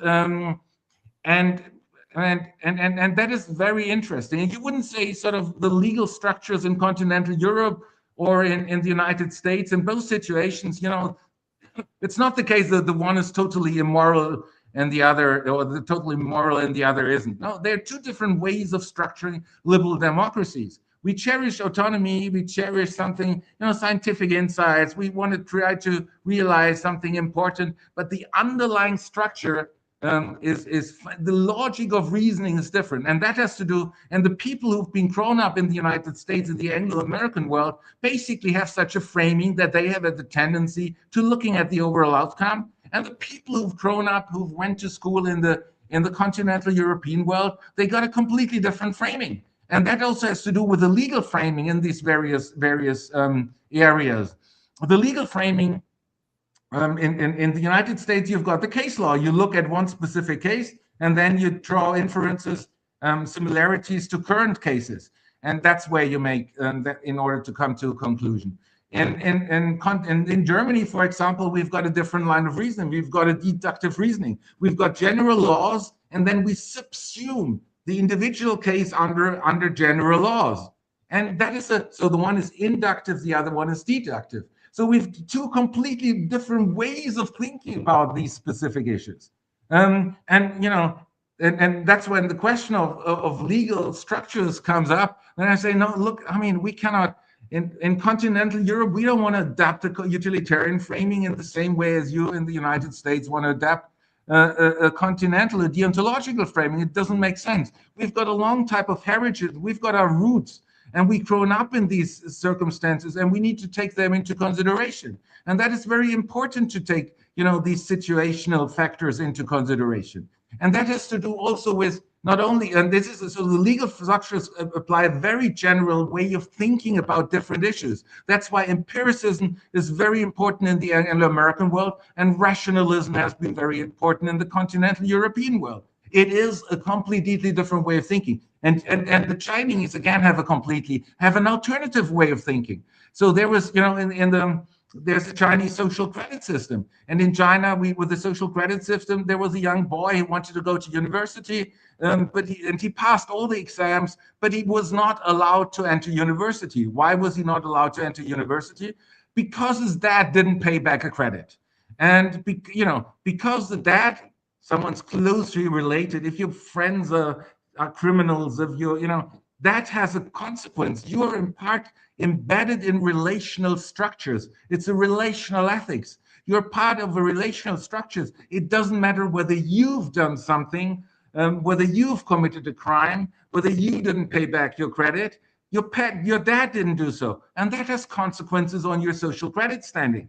And this is, if you want to deal with China, then you need to understand the relational structures in particularly into the Eastern Asian religious communities, which still have an impact in our contemporary tech surveillance digital structures as they are dominant in China. We have you receive an identity card, you look at it, then you need to acknowledge, if you're sort of in Eastern Asia, you look at it, you acknowledge the importance of the other person, you acknowledge whether he or she is more important, less important, and that concerns how you interact with the other person. And so it is this relational structures, relational ethics is simply their way of doing. We've got a deontological way. Anglo-American structures have a more utilitarian way of dealing with issues. Is the one thing better than the other? Is there an absolute criteria? No, I don't know any. I wouldn't say so. That is non-essentialism. We've got simply different ways of dealing with the specific issues. And that must have consequences for how we structure the issues right now, for how we deal with the issues right now. And that can even refer to some cultural events which have taken place in the various countries. So, for example, I mean, there are issues like male circumcision, culturally widely practiced. In the end, if you think about it, it is a direct harm being done to another person, but it's a strong part of the Jewish culture and the Muslim culture. And so there were discussed, but in principle, if you think about it, if you apply an ethics of autonomy, then really, I mean, it doesn't have any. There is no certain medical advantages associated with male circumcision. There's some, they're not sufficiently well documented, the medical evidence, to actually make it obligatory. It's undecided, at least, the case. And that's why, but if you want to do it for medical reasons, that's a completely different reason than if you want to do it for religious reasons. Um, and then, so actually, if you take ethics of autonomy into consideration, then actually male circumcision is a highly problematic procedure. You really need to think about whether that is not unnecessarily bodily harm being done to another person. And that's why people in Iceland or in Denmark, they've been thinking about rendering it illegal. On the other hand, because it has consequence, it undermines Muslim and Jewish practices, religious practices. And if you considered making it illegal in a country like Germany with a history of the Holocaust, then you simply can't do it. Because that is not the appropriate way to dealing with such an issue in a country in which the Third Reich, the so-called Third Reich, occurred. And that's why we need to, ethical questions, legal questions, they need to take underlying structures into considerations. Do we think relationally utilitarian manner? Do you think in an Ubuntu manner, or do we think in a deontological manner? And it also needs to take our cultural roots into consideration. Maybe we should move into the direction that we should try to avoid the direct harm being done another person. But so far, and what happened with the Holocaust and the Third Reich is so closely related to us. That's why one shouldn't make such a suggestion in a country like Germany, basically. And so that's why that's also essentialism in practice. I'm very hesitant to making general, essential, universally valid statements concerning the law, but on concerning legal ways, moral ways of dealing with specific issues. I'm telling a story, what works, what might work in specific circumstances. But I do uphold something. I currently uphold something, like autonomy. That's a wonderful and morphological freedom. That's great. But even these issues are contingent in the end. If we, let's say in 200 years' time or in 100 years' time, we've got a very sufficiently well-developed AI which could make better political decisions. I might have to rethink my positions. Maybe then we need to defer, and maybe that's a better decision. So far, I don't see it yet. But that's what I mean also by non-essentialism. And so when it comes to legal terms, do take our heritage, our cultural background into consideration. Yes, thank you very much, Stefan. And that's a fascinating overview of the cultural differences and how certain questions, including how certain hypothetical situations are approached. And shortly, I'll be interested in hearing Art Ramon's perspective, but my perspective on shooting down the plane, since I have some strong European roots, but I spent most of my life in the United States, would be nuanced. So as a first principle, I would try to avoid shooting down the plane through any means possible, including trying to get the plane to somehow land, hopefully with minimal harm to the passengers, maybe bring it down using some assistance, trying to get the people to parachute from the plane, maybe getting them some sort of support. But actually, if it came to my life personally being endangered by that nuclear power plant explosion and I didn't have any other choice, I would shoot down the plane. But it would be a very different situation if I were up in the air in another aircraft and I could escape. And let's say I didn't know the 10 million people, so none of my loved ones or people I had any specific reason to be especially concerned about were on the ground. If it were just an abstract matter of 100 people on the plane versus 10 million on the ground, but I don't know any of them, I would not be morally comfortable with sacrificing the 100 people for the 10 million. And the reason for that would be I would then be actively responsible for the deaths of the 100 people. Whereas if, again, all of these people are just humans to me, I don't have any special relationship to them. If 10 million people died of some other external cause, of course I would lament that. I would think that's terribly tragic, but I was not an agent in their deaths. Now, if it's, again, self-defense, if it's defending me, if it's defending my family, my friends, I would take that step, and I would take responsibility for the consequences, because it's better to accept whatever consequence there is than to be dead. But if it's just me being some sort of abstract judge of who gets to live and who gets to die, I'm not going to put myself in that situation. So that's my view. It's rather nuanced. Wonderful. This is exactly also one of the fundamental difference between Kantian thinking and utilitarian. So in the utilitarian manner, it doesn't matter whether you do or you let it occur. What matters is the outcome, and the outcome, 10 million people's lives saved, is better than 100 people's lives saved. And so it doesn't. The distinction between doing and letting occur is morally irrelevant. But for you, it is relevant. And that is something for the Kantian. The Kantians do make that distinction. They do.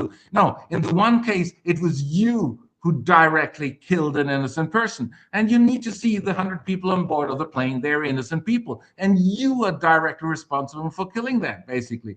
If it were to happen, like in the shoe bomber case, they might get, there might even be a slight possibility of them getting control of the plane and they wouldn't have to die. And the Kantian way of phrasing, as long as you're not directly responsible, you let it occur, you are not morally to blame for it. Yes, thank you, Stefan. And Art Ramon, what would your justification be? Because you raised your hand saying you would shoot down the plane. Oh, yeah, it's like I put it in the chat, Spock, the needs of the many outweigh the needs of the few. That just seems logical to me. We've got it in the culture. Haven't Europeans seen Star Trek? Yeah, I disagree with Spock there, but I am an ethical individualist. So Spock has a more collectivist ethics. Now, I like Mr. Spock. No offense meant to Spock, but I do think it is not morally permissible to intercompare the value of individual lives, because if we think death is wrong, as I do, then each person is essentially a distinct moral universe unto him, her, or itself. And the death of one person is like an entire universe being extinguished, and they're different universes. So there's no way to say one person is 12 times better than another or 0.5 times better than another. There's no singular continuum of betterness along which to compare. And so to me, it's not permissible to just decide to take anyone's life. Now, again, if somebody were threatening my life, or if someone were attacking someone, or even inadvertently an unfortunate collateral victim of some action that I have to take to protect my life, like if there's somebody with a grenade launcher in a nearby building, and I also have a grenade launcher, and I know he's going to launch a rocket at me, would I fire my grenade launcher first, knowing it would blow up the building? Yes, I would, because it would be to protect me, or maybe to protect people I'm responsible, morally accountable for. But I'm not going to say that 100 of some people can be sacrificed for any number of other people. Let's use that same scenario. And let's say this plane, you're the chancellor making the decision to shoot it down or not, but that plane is headed towards you. Not some. In that case, right, well, there you right. go. It changes. All of a sudden, now you make a different decision because it's going to affect you directly. It's self-defense in that case. Exactly. So it's a question of what do I have the responsibility to defend? And again, that's why I raised my hand and saying sometimes I would shoot down the plane. First, I would try every other possible way to bring it down without harm. And also, it's a difference. Do I have a direct moral responsibility to protect certain people on the ground? If I'm just some person floating up there making the decision, but I'm not the chancellor, I don't have family there, I don't have a special tie to those people, I am not going to shoot down the plane.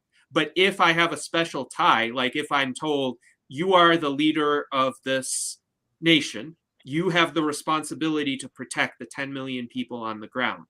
And the 100, well, we don't know who they are, but I might make that decision. But I would have to be in that position where I'm responsible for these other people, where it is up to me what happens to them either way. If I'm just me floating up there in the air, then I don't have that special responsibility. So again, a nuanced position, but I get your point regarding the chancellor. And in Germany, sort of the additional point which comes up is basically, well, what is the value? Do we attribute a specific value to each human being? If we make the statement, well, saving 1 million people is better than saving 100 people, then it means we start attributing value also to human beings. And the Kantian framing, which is very, in a way, has a religious grounding, but it goes along with the understanding, well, there's value is something we attribute to things, to objects. We buy a pet, whether that's a good framing or not, but that's legally valid all over the world, besides in one country. But we buy a pet. That's why we attribute a limited value to a dog, to a cat. But we shouldn't have the right to buy a human being, because a human has dignity, has infinite value. And infinite value means, if you make a calculation, the value of one person is infinite. You couldn't say concerning value, 100 people have less value than 1 million people. Even one person doesn't have less value than 1 million people. If you start with the premise, that one person has infinite value. And this is a completely different phrasing about talking about human beings and the value which goes along with it. And that's dominant. That's even a strong part of the legal constitutions in continental European countries, whereas in a utilitarian framing, there's a higher chance that we attribute, humans simply have a limited value. We're on a limited value. They have more value, than cats and dogs, but in the end, it's still a limited value. And that's a very interesting insight, which has an enormous amount of implications concerning actual decision makings. Yes, indeed. And of course, the moment one accepts the view that humans have a limited value, there could be some other implications we wouldn't want with that, like social policies which might intentionally curtail somebody's well-being or even the length of a person's life for an ostensible greater good. And I do not think that that kind of moral arithmetic is tenable in the greater scheme of things, so to speak. I think that can lead to some very dangerous consequences.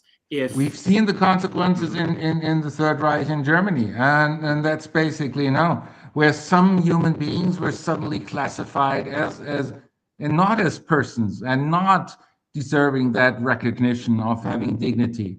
And basically the reaction, the sort of the German reaction towards the Third Reich, we never want to merely treat another person as an object anymore after what had happened then.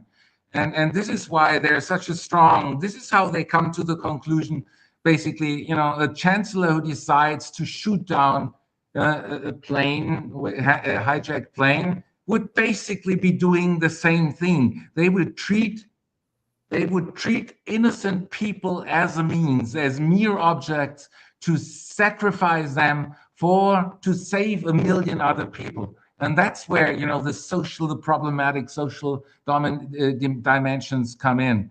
And thanks a lot for stressing sort of the social dimension as well. Yes, indeed. So now hopefully we will be able to get to some questions from our panel. And let's start with Jennifer Hughes. Jennifer, after the conversation we've had thus far, what are some questions or comments that you would have? Hi, yeah, Alan actually asked a little bit of my questions because I was going to ask how you would like to see some of these philosophies of yours actually physically implemented into politics. I do know, obviously, with plans with politics, it varies by region. What you're trying to be, what area you're trying to be candidate of, and what issues are going on in that immediate area. But for when I ran, I had a human centered campaign. So anything that was in my platform of proposals for the city had to improve human health or well-being, or it wasn't included. So some of the things that I put in there that may have been kind of something, I guess, I don't know if general is the right word, but that might apply to some of your philosophies, was that I did have proposals in there for legalization of prostitution, legalization of drugs, and then taking the money from the enforcement that's paid for those things and putting it into increasing the health services so that anyone in those professions was taken care of, and anyone that was participating with people in those professions or things like that made sure that everybody was safe, and things like that. Would anything like that be along the lines of what you'd like to see implemented, or any other ideas like that? Yeah, absolutely. I mean, for example, prostitution is legal in Germany. Why is that? Because in the end, it's an activity. It's a skill. It's not the selling of the body. You don't sell it. If you sold the body, then you would have the right to do anything with the body, which is Yeah. definitely not the case. No, Yeah. you don't have the right to eat the other person when it's prostitution. No, it is an agreement. Person A meets person B. Person A says, I'm offering skill ABC. Person B says, I want skill EFG. Well, if they've got different skills they're not entering into a contract. So it's not only if they agree upon the sort of the request and demand, then they establish a contract, and that's perfectly fine. But once you start working in that profession, then you also need to you need to be covered by medical insurance. Yeah. That's as people are in Germany, for example, and social insurance and all that. It's just like in any other job as well. And Right. because health is such an important issue, I in particular have my worries. I mean, in the United States, concerning the absence of a universal healthcare system. This is really just terrible. Yeah. Because in the end, people, you get run over by a car and you think, if I order the ambulance, I might be broke for the rest of my life. I've got cancer. I will never, ever get back on my feet. And this is not Mm-hmm. something which, that's just a terrible situation. It's not just a lifestyle choice, whether you want to have a health insurance or anything else. And I'm not making, I'm not saying, so healthcare, that's why I referred to sort of the psychological studies early on, where like 80% said if you were healthy and 120, they would want to live longer. That clearly says, no, that's what most people want, firstly. And secondly, it is actually a prereq, even those who don't explicitly want it. In many cases, if they want to fly to Mars, they still need to be healthy, and they don't, if Yeah. whatever else they want to do, it might simply be a prerequisite for doing so. But that doesn't mean, obviously, if there's a possibility, making physicians-assisted suicide, if someone's life is not worthy of living, if someone judges for themselves that their life is not worthy of being lived anymore, then they all should also have the right to basically, or contacting an organization, a physician, and asking them to providing them with a specific medicine so that they can drink it and they can commit suicide. That is part of the morphological freedom. But Yeah. I'm particularly interested in the health insurance issues, because in the end, that has some tax. This has some enormous implications concerning taxes, concerning how we structure the digital system, and so on. And I think sort of the way things are structured in the States, it makes, in the extremely libertarian way, it makes the CEOs of big companies richer and richer. in the system as we have it in China. It makes the political leaders. It's in the interest of the authoritarian governments of the political leaders. But here, unfortunately, the Europeans don't have a better option either because they have the GDPR. They at least have a universal healthcare system, which is great. Which is why Europeans from the European Union live 4 to 5 years longer than U.S. Americans, which is already something. Which is significant because the American healthcare system is much better than the European one. Because there are many treatments which are being offered there, which are not being offered in Europe. However, but in Europe, there's a problem with the financing. And the financing, I think it has a lot to do. We don't, and that's why I'm sort of also presenting the Euro-Transhumanism. I'm challenging, no, we need to take something on board from the Americans, maybe also learn something from the Chinese. We need to be more open to entrepreneurship, more daring, embrace gene technologies, embrace digital technologies, have like a good AI company here, have an infrastructure so that we don't rely on Huawei in our 5G systems, which is absolutely scary because the Chinese have parts in the German 5G system, and which it probably enables them to get hold of the data, which is what they're interested in anyway. So, and in addition, in Europe, we've got a GDPR, General Data Protection Regulation, which, that's why you have to click accept when you come over to the EU. But that makes it enormously difficult to comprehensively collect digital data. But if digital data are so important, we give them to China or the tech leaders anyway, then we should use them. We in Europe should use them, and maybe we should have an institution which collects them in an obligatory manner, and we should use the personalized to collect the data in order to pay for it what we are interested in, what democracy is interested in.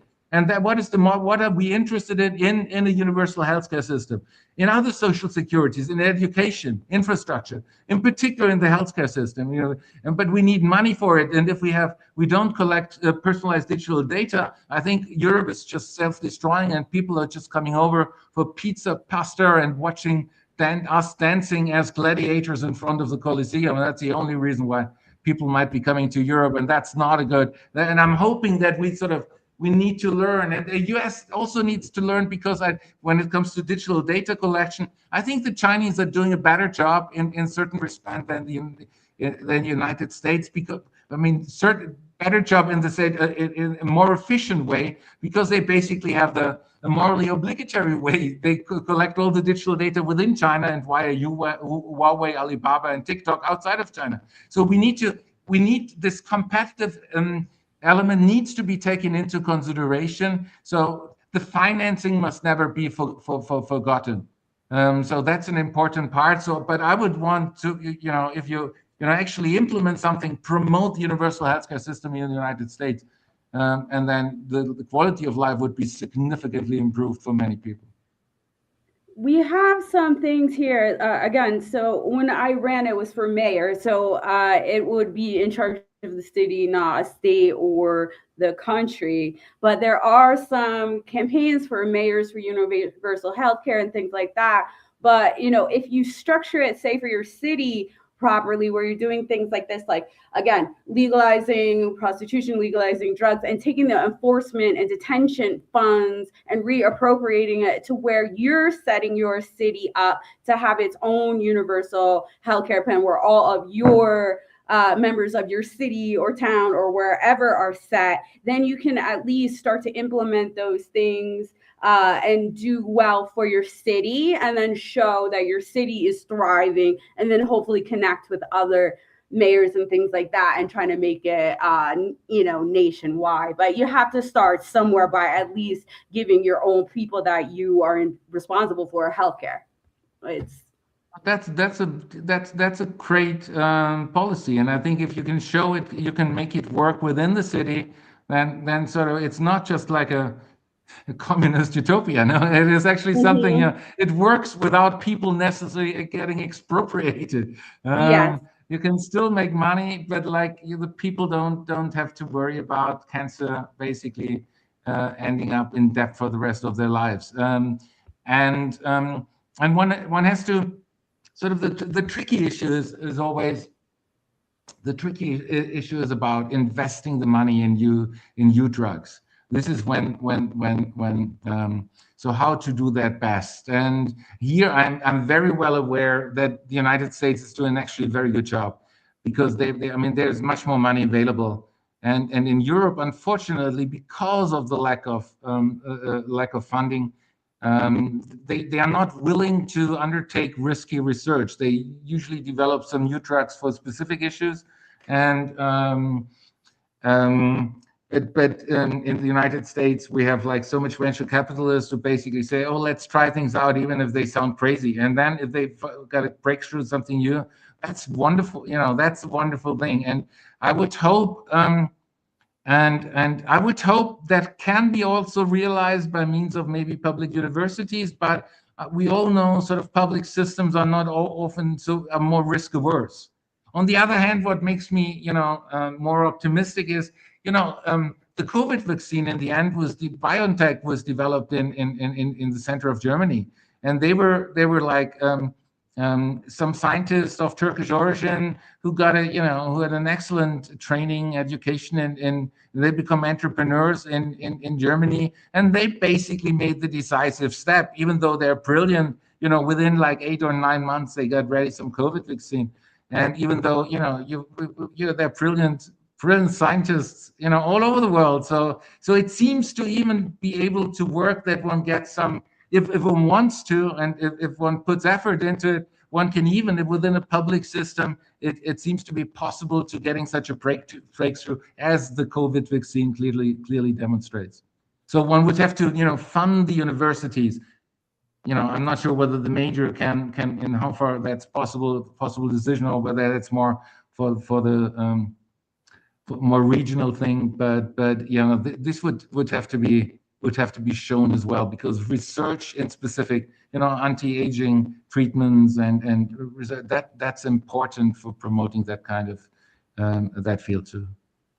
Mm-hmm. Yes, Absolutely, thank you. yeah. And this has been a fascinating conversation on the subject of healthcare. And the U.S. Transhumanist Party did support Jennifer's plan when she ran for mayor of Camden, New Jersey in 2021. So it was a local effort to provide as universal a healthcare accessibility as possible.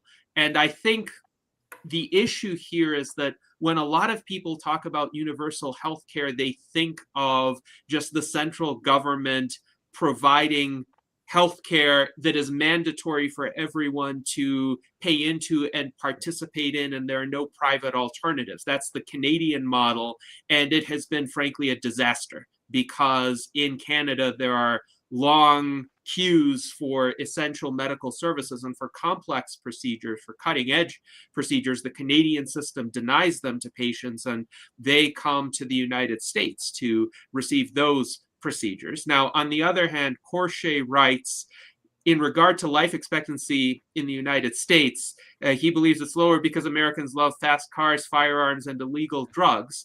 What the life expectancy data suggest vis-a-vis the United States versus Europe is that the conditional life expectancy, that is, your remaining expected lifespan if you've attained a particular age, is lower in the United States than in Europe until about the age of 75. So if in the United States you survive to the age of 75, then your remaining life expectancy becomes comparable to that in European countries, because, as you have pointed out, Stefan, the United States does have an advantage in terms of cutting edge medical care, being able to treat and cure diseases more effectively and getting more high-tech care available to people. But a lot of Americans tend to die at younger ages. One, because of the cultural aspects that Corshey mentioned. There is more of a risk-taking culture in terms of physical risk in the United States. That's unfortunate. Another would be the deaths of despair, the opioid overdoses, the deaths from alcohol abuse, from suicides. Those seem to be more common in the United States as well. Another cultural problem, but also may be a response to precarious economic conditions. And then also there could be situations where somebody, for reasons of not being able to afford that healthcare might not be getting healthcare for some preventable condition that could have been addressed. And that's the part where a universal healthcare approach could fill in some of those gaps. Now, it's interesting, David Wallace Croft I mean, just a asked, brief, just a sure, brief, like, I mean, 30 million people not being insured is just a significant number in the United States. So that must have consequences. And even if you're insured, if you can, maybe if you've got a medical precondition, maybe you cannot take out the insurance. And that's why I've had students who came over to Italy to study here because they couldn't get an affordable insurance because with their specific preconditions. And you rightly refer to, well, the like a universal healthcare system doesn't have to mean that you can't have a private system. For example, in Germany, there's a mixed system. I live in Italy, where it's different, but in Germany, we've got a mixed system, and sort of you have the possibility to drop out if you make enough money, and then to solely be on a private insurance, and so a mixed system would actually make a lot of sense, and I agree with you in that respect. Yes, and I think a mixed system is in practice what we would advocate. By the way, since 2010, the Affordable Care Act in the United States does prohibit insurers from denying or excluding coverage based on pre-existing conditions. So technically, according to US federal law, insurers may no longer do that, even though health insurers certainly used to do that before the Affordable Care Act, and that led to the kinds of situations that you described. But there was a question from David Wallace Croft. What does the U.S. Transhumanist Party have to say? What is its stance on universal health care? And we do have our Transhumanist Bill of Rights where we address it. Here's the link to the Transhumanist Bill of Rights version 3.0. It is a nuanced stance, so I'll read Article 7. All sentient entities should be the beneficiaries of a system of universal health care. A system of universal health care does not necessitate any particular means, policy, framework, source, or method of payment for delivering healthcare. A system of universal healthcare may be provided privately by governments or by some combination thereof, as long as in practice healthcare is abundant, inexpensive, accessible, and effective in curing diseases, healing injuries, and lengthening lifespans. So this is more of a consequentialist definition of universal healthcare. Essentially, we are agnostic as to how to do it as long as the results are achieved. So if it's possible to have a private system where everybody gets affordable, high quality healthcare, then that's the way to go. If that's not possible, if government needs to fill in some of the gaps, for instance, addressing medical emergencies or addressing preventable conditions that are not that expensive to treat for people of lesser means, to fill in that gap that I described and prevent those early deaths, that could be an approach too. If the private system is just a complete mess, maybe there could be a country where health insurers are dysfunctional and a governmental system might be a superior way of providing healthcare in that country. I'm not making a statement about the United States here. I'm making a hypothetical statement. Like, what if there's a country where all private insurance is dysfunctional, there's no good way to pay for medical care, but somebody could set up a government system and start very quickly providing health care, then that could be the way to go for that country. So the US Transhumanist Party, in its platform in the Transhumanist Bill of Rights, does not say there's one particular way. It does say we want this consequence of universal availability of healthcare to be desirable and achievable. And Jennifer's approach in Camden, New Jersey, is an example of a local way to work toward that. So maybe there could be some localities or states that create their own programs, and there could be an emergent bottom-up system of universal healthcare as well in those ways. But absolutely, this is an area of conversation worth continuing, and this is where perhaps a Euro-Transhumanist policy framework might have some recommendations that would differ from recommendations that might stem from the American political landscape. Now, I also wanted to make sure Charlie got a chance to ask a question. So Charlie, please go ahead. First, I want to say thank you, Stefan. Great to see you again, and I always enjoy your discussions. And by the way, everybody should be aware that there's going to be another Beyond Humanism conference coming up this year. Stefan, if you want to give that information later on or put a link to it, like you had last year.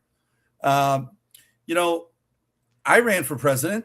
I was the nominee for the United States Transhumanist Party, and my platform, I was pushing for the idea of, you know, free universal healthcare and free education and, you know, higher education for everybody and universal basic income. And, you know, there was discussions about whether or not that was considered far left or whatever, which is funny because now, if anybody's paying attention to what Musk has been talking about recently, because they, you know, you Stefan, you brought him up earlier. There was just a very interesting interview with one of my friends, Peter Diamandis, who interviewed him just a couple of weeks ago on their YouTube podcast called Moonshots. And now Musk is talking about universal basic income, and he agrees with it. In fact, he calls it universal high income. And the reason they're doing this now, and this is the reason I was pushing for it, is because, you know, one of the things that we can't ignore in this discussion, especially in this discussion, because we're the Transhumanist Party, is the coming age of abundance. And that's going to change everything, really. I mean, this, you know, the idea that we're going to have the abundance of all of the resources that we want, and that automation is going to bring about robots, which Musk is predicting is going to be in the billions. And it's pretty accurate, actually, if you look at all the different robotic companies that are out there. So there's going to be a transformation in ways that are just unbelievable. And in fact, Diamandis, who's, you know, he spoke at my conference that I held in 2007, and that's where he and Ray Kurzweil first talked about creating the Singularity University, which they did.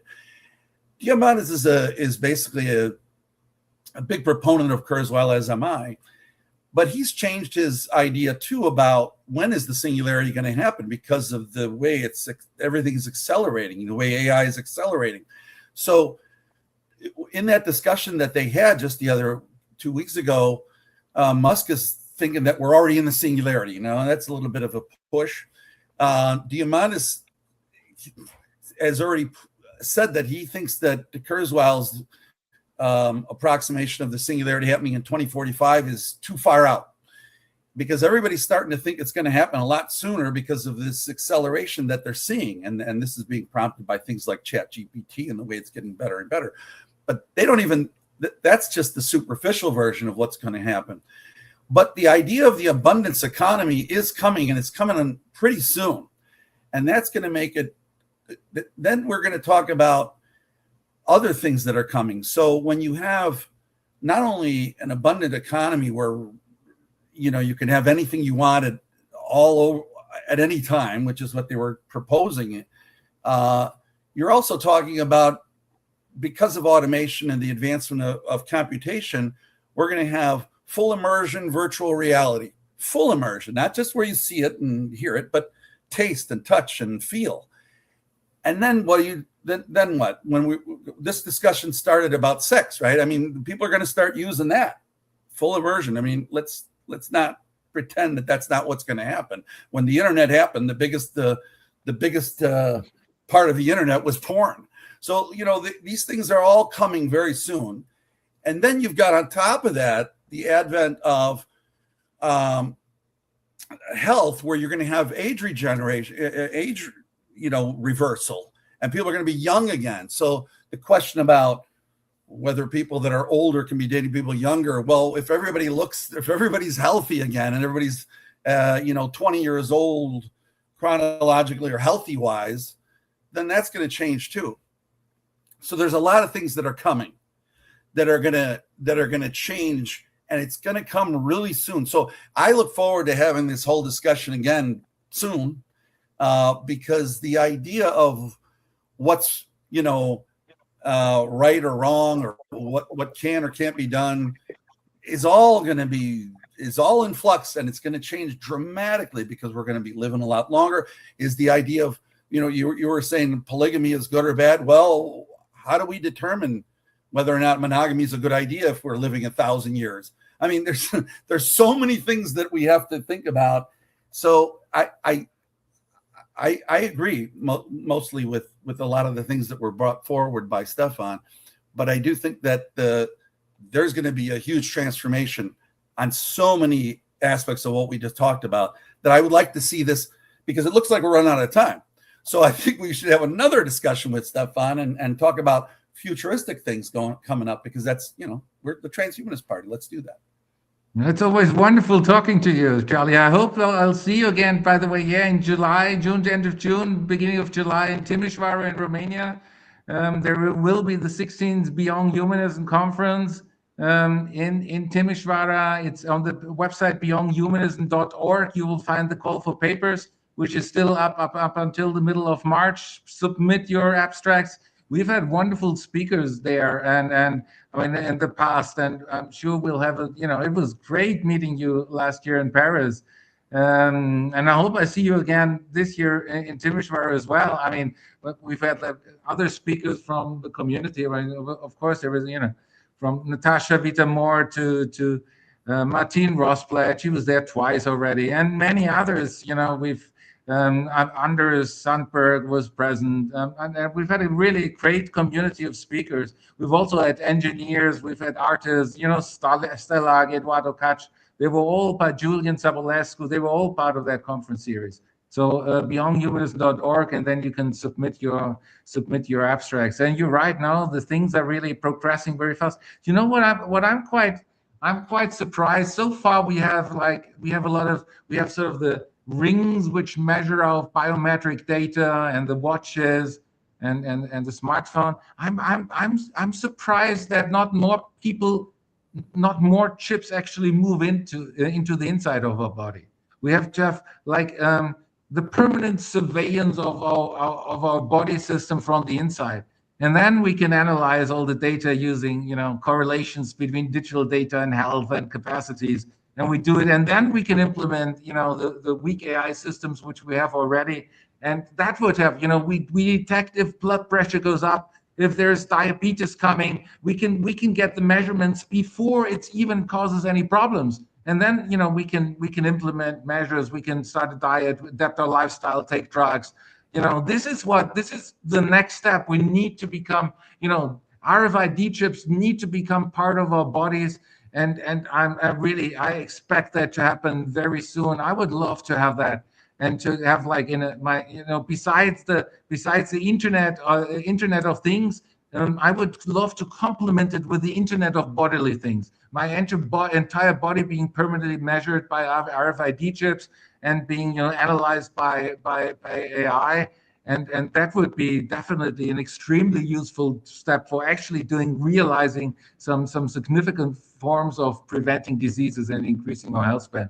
So I hope this message this will be realized fairly soon. And do submit your abstracts to the 16th Beyond Humanism Conference in Timișoara. Yes, thank you very much, Stefan. That's beyondhumanism.org. Here is the URL again. This is the website of the Posthuman Studies Hub, and I'll have a question on that following up shortly. But first, I wanted to acknowledge the comment from our friend Didier, who did want you to talk about the subject you discussed just now. Didier Cornell, who is, of course, quite interested in facilitating more sharing of individuals' health data. He said, "Hello, Stefan, you were in the past developing great ideas about longevity and sharing for health data.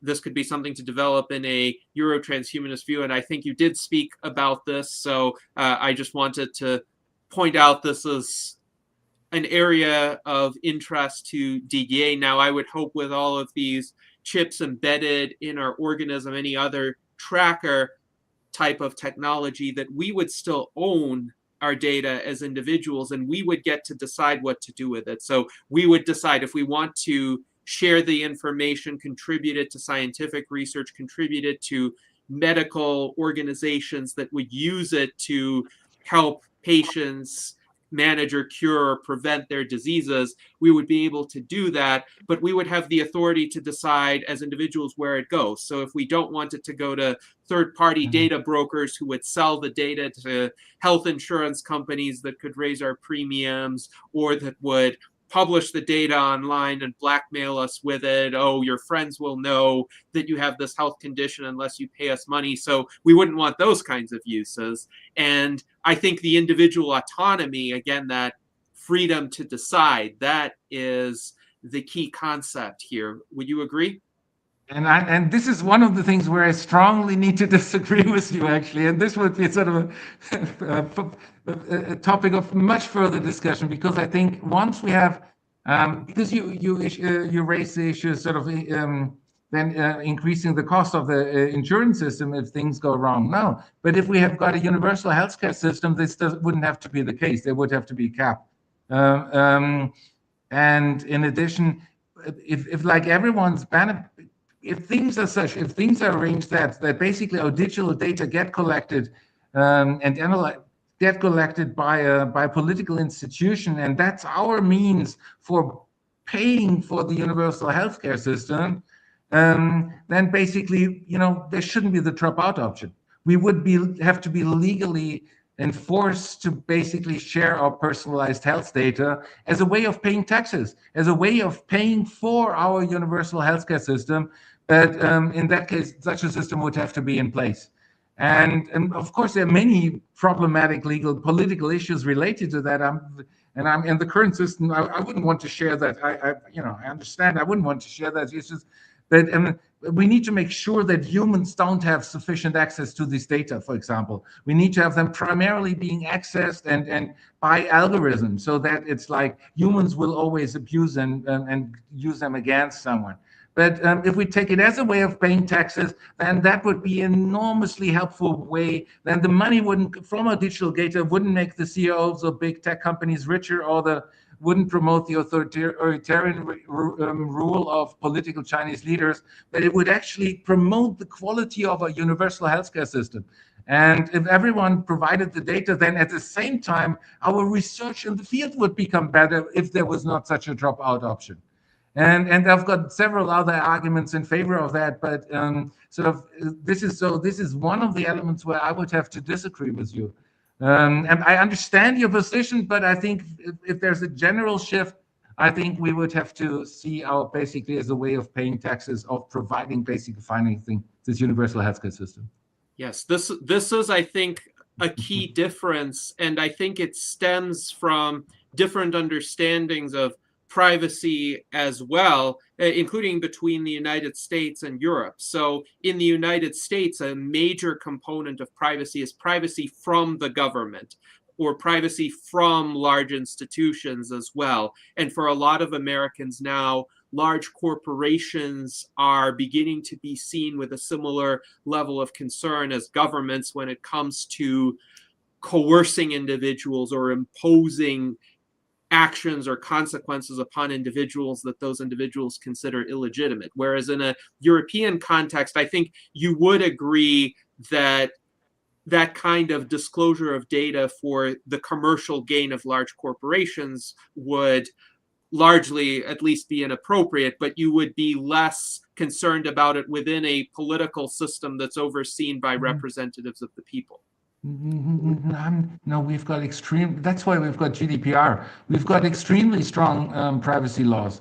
I mean, for example, in Germany, someone received the COVID vaccine 60 times because he was able to do so. Because for privacy reasons, there is no universal system in which basically his vaccines, they're covered by the universal healthcare system, and no one saves the data for privacy reasons. So he was able to get 60 shots of the vaccine, which is, and no, privacy is extremely important. But the reason why I would suggest an alternative way of dealing is firstly, in order, if we actually want to deal with even the rare diseases, the more comprehensive our information is, the better it is. It promotes the quality of the research. And secondly, the more data we have, the more people so it promotes the quality of the research, and that would be undermined if people had the dropout option. It's basically, the rich dropping out, or some people who can afford that, but that undermines again. We need comprehensive digital health data, and the Chinese are better in getting them than in the United States. In the United States, it depends on, because of the privacy thing, on the autonomous decision. That's why I don't think it's such an efficient way to deal with it. To actually being prepared for the future, such a comprehensive data collection would be necessary. And the more data we have, the more reliable the data gets. And as a consequence, we can sell the data better, we can make more money. And as a consequence, we've got more money to increase the quality of our universal healthcare system. That's a very short version of something which I will spell out in more detail, which I spelled out in the We've Always Been Cyborgs book, and even more detail also in the Euro-Transhumanism book. But that's something I'm extremely interested in, anti-aging and increasing health span. And I co-authored a book, for example, with Bernd Klein-Gunk, who's the president of the German Anti-Aging Society. He's co-organizing the biggest anti-aging and plastic surgery annual event, which takes place in Monaco, Monte Carlo, with like 18,000 practitioners participating every year. And he was right now with Ilya. They were now in Davos as well. He was now in Davos in order to bring it to, stressing the relevance of increasing the health span to the world leaders. And that's a wonderful thing. And Bernd and I, we co-authored a book which was published in German with Penguin Random House. So it was a proper public outreach book, which was already translated in South Korea and other. And so, this is something which is very close to my heart, and sort of the way I'm suggesting. DDA is doing a great job in that field too, and we need to get together in order to develop some proper policy making in order to promote that kind of research. Yes, and I think this would be a great subject for another in-depth conversation. For now on this subject, I will share the Virtual Enlightenment Salon that we held with Didier Cornell on big data, AI, and longevity in 2021, where Didier also provided his proposals. Now, one of his proposals with regard to any, let's say, mandatory sharing of health information is that it would be anonymized so that institutions would not know which individual it came from. And I think the reason for that, and of course I would support that kind of safeguard, would be to prevent adverse consequences being taken by the system against the individual for having a health condition. And let's suppose it is the kind of system where there is universal health care, where there is at least a general level of concern about applying that information wisely. But let's say there's an individual within that system, hypothetically, he's 75 years old, he feels like he's still in sufficiently good health to work, but he has diabetes and high blood pressure, and he thinks, well, he still has enough value to contribute. Maybe he's a civil servant in some position of responsibility. Maybe he's the CEO of a company he doesn't want to let go. He doesn't want to just become a patient. He wants to continue to work. But in the system, his information is disclosed. And so the government would know, his employers would know that he has diabetes and high blood pressure, and they might have a different opinion. They might think, well, look, you're 75 years old, you have these health conditions, it's time for you to take a step back. And for that person, that may be a terrible blow, because that work or that position or that level of responsibility might be what keeps him going, might be what prevents him from lapsing into a state that's more dependent, that's less healthy if he loses his sense of purpose. So that's an area where I would be worried, and that's just one of numerous possible examples, but that's an area where I would be worried if the institution knows that the data came from you, the specific individual, rather than just having some anonymized ID associated with the data, that could lead to some unintended consequences. Imagine, however, how relevant the interconnections between environmental influences, lifestyle, and so on are, in order to really follow up the entire range of implications it has, how genes, how work, how stress, how personal life, how environmental influence actually have consequences for which diseases you get, the quality of life.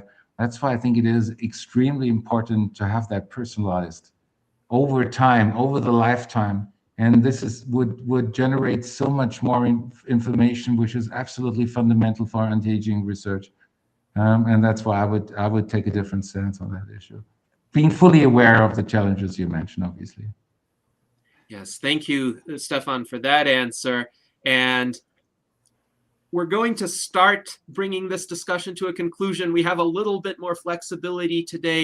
I'm hoping to give Art Ramon the chance to ask a question, and then I will ask a question that hopefully will try to bring all of these threads together. But Art Ramon, please go ahead. Yeah, here in the States, there's a lot of talk of reduced fertility.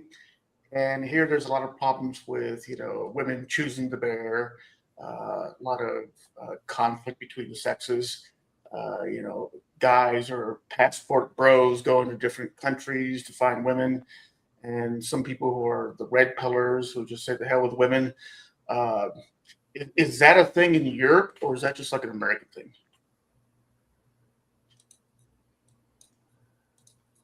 I think so. Rape culture, hookup culture is pretty big now, and sort of in the United States. I mean, I've got a sense of both. I teach as an American institution, so I get a sense of what's going on in the United States, and mostly living in Central Europe. I still see differences actually concerning the attitude towards sex. But America is such a big country. That's why it's so difficult. I think sort of it does make a difference. We've got like many mid-states students coming from a more conservative background, or Notre Dame students. But then there are also like people coming from California, and really California and sort of that tech culture seems to be particularly hedonistic. This is. We don't have that so much actually in Europe. But then you get to see, then you get to Berghain in Berlin, the Temple of Dionysus, where anything you will see things you could see probably no other club in the world. So, but that's Berghain, that's one, or Kit Kat, these two clubs in Berlin. But otherwise, sort of the lift culture is a very different one. From the United States, and we would have to look at and when making such statements, I would say, it does apply that sort of this on a general level, there is something more imminent, this utilitarian, and there is a different because of the underlying ethical systems. However, one also needs to take local or like very specific local situations in consideration, or whether it's Ohio or whether it is California. So, but I can see from what I hear from my students in particular, I've got many advisees who tell me stuff and so on, and so I know it is a different culture in many parts of the United States. There's much more of in certain respects, more of an more of an specific, like the spring break. That's a very hedonist enterprise. There you let go of all your worries. Otherwise, you act differently. We don't have that spring break culture. We have it, as in our university, but like at normal institutions in Europe, you wouldn't have that culture. That's not something which like students in our universities would normally do. We are the American university, but in regular non-American universities in Europe, such a thing doesn't occur. So there are Now, some differences. what about economic? I mean, I hear a lot that say younger generations just can't afford to have children. Is that the same in Europe for their population decline, or the birth rate decline? The birth rate decline is enormous. We've got a reproductive rate in Germany of 1.5, in Austria is 1.4, in Italy is 1.2. It's terrible. We've got people working in Poland. I know, regular in Poland, they work 3 jobs and just to get by to be able to afford housing. So that's currently sort of in the past 5 years. In the beginning was COVID, then the various wars which happened, and now the various conflicts. That has caused, young people are really are extremely overwhelmed and worried, and I can see that. I think that's very similar actually to the United States, and that leads to that people tending towards some certain extremes, and that division is, as we can see, is extremely strong in the United States.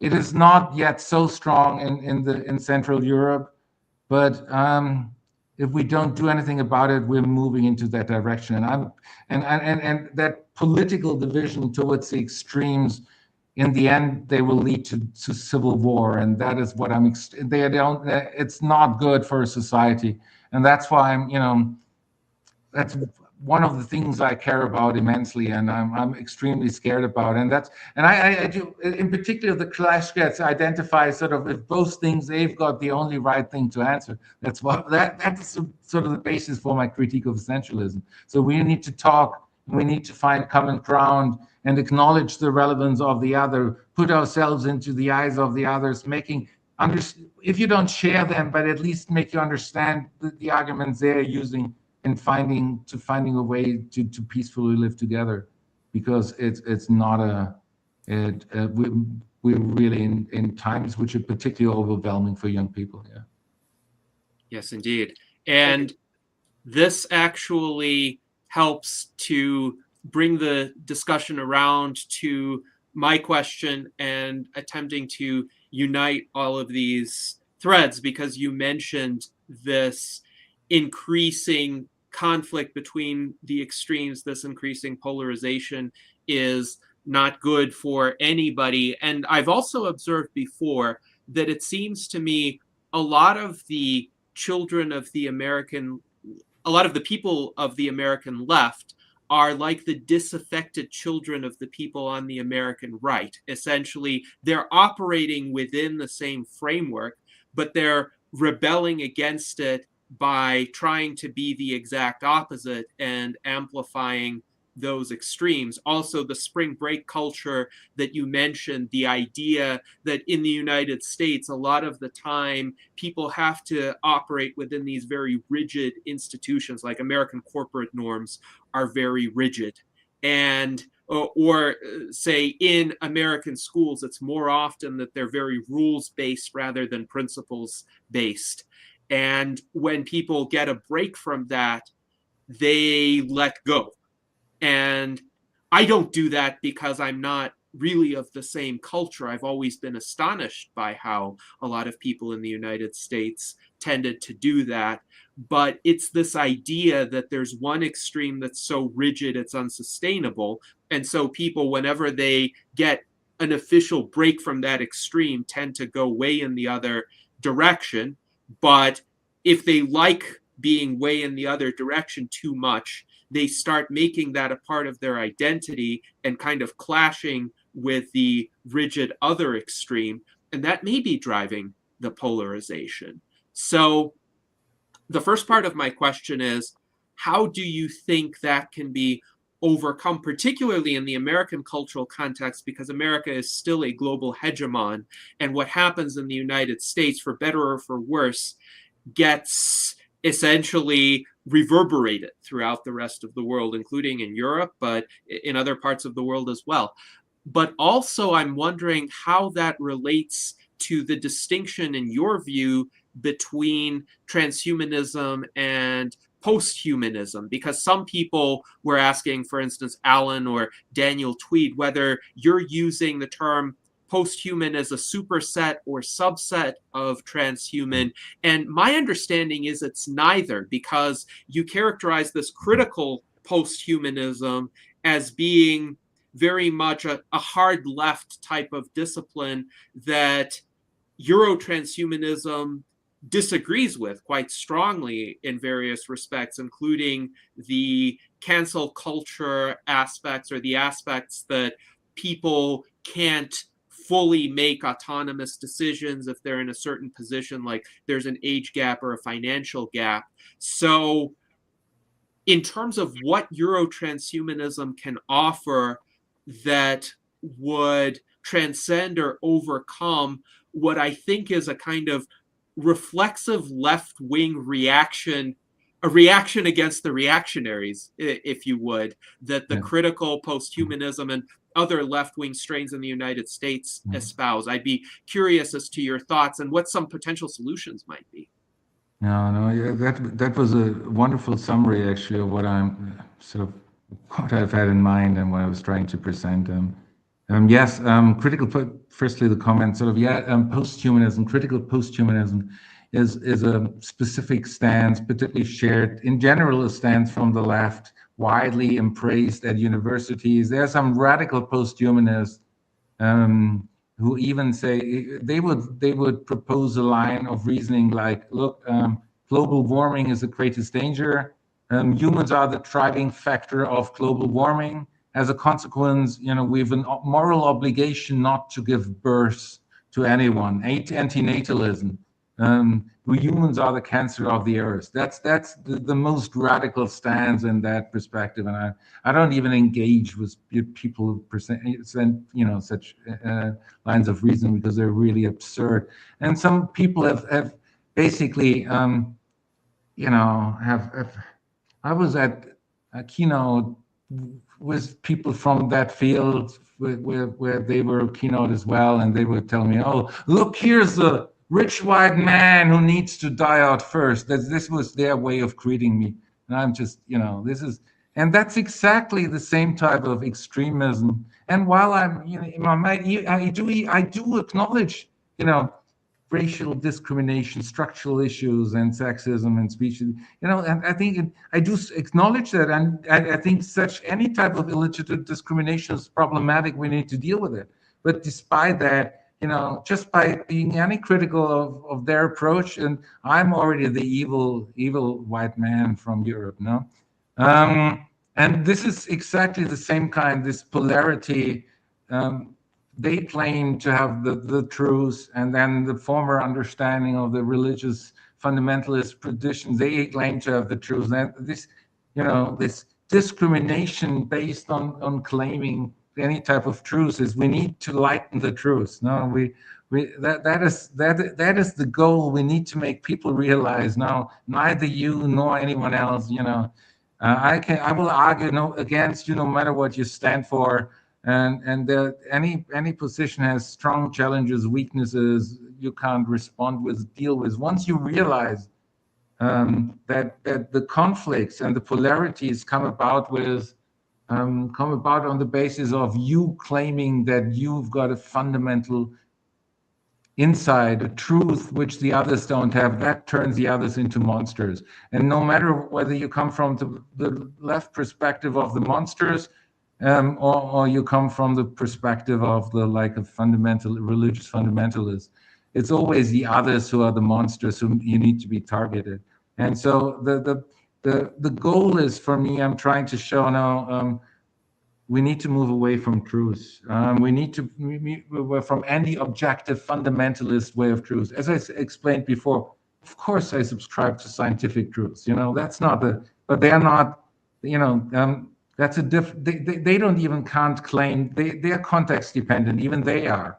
But once you start, in particular with moral truths, and you're saying, these are valid forever and at all times, then that will lead to conflict. And we need to undermine, we need to show that this is that any of their approaches has leads to the same kind of structural violence which they accuse their opponent of. And that only happens as a part of the reform education system.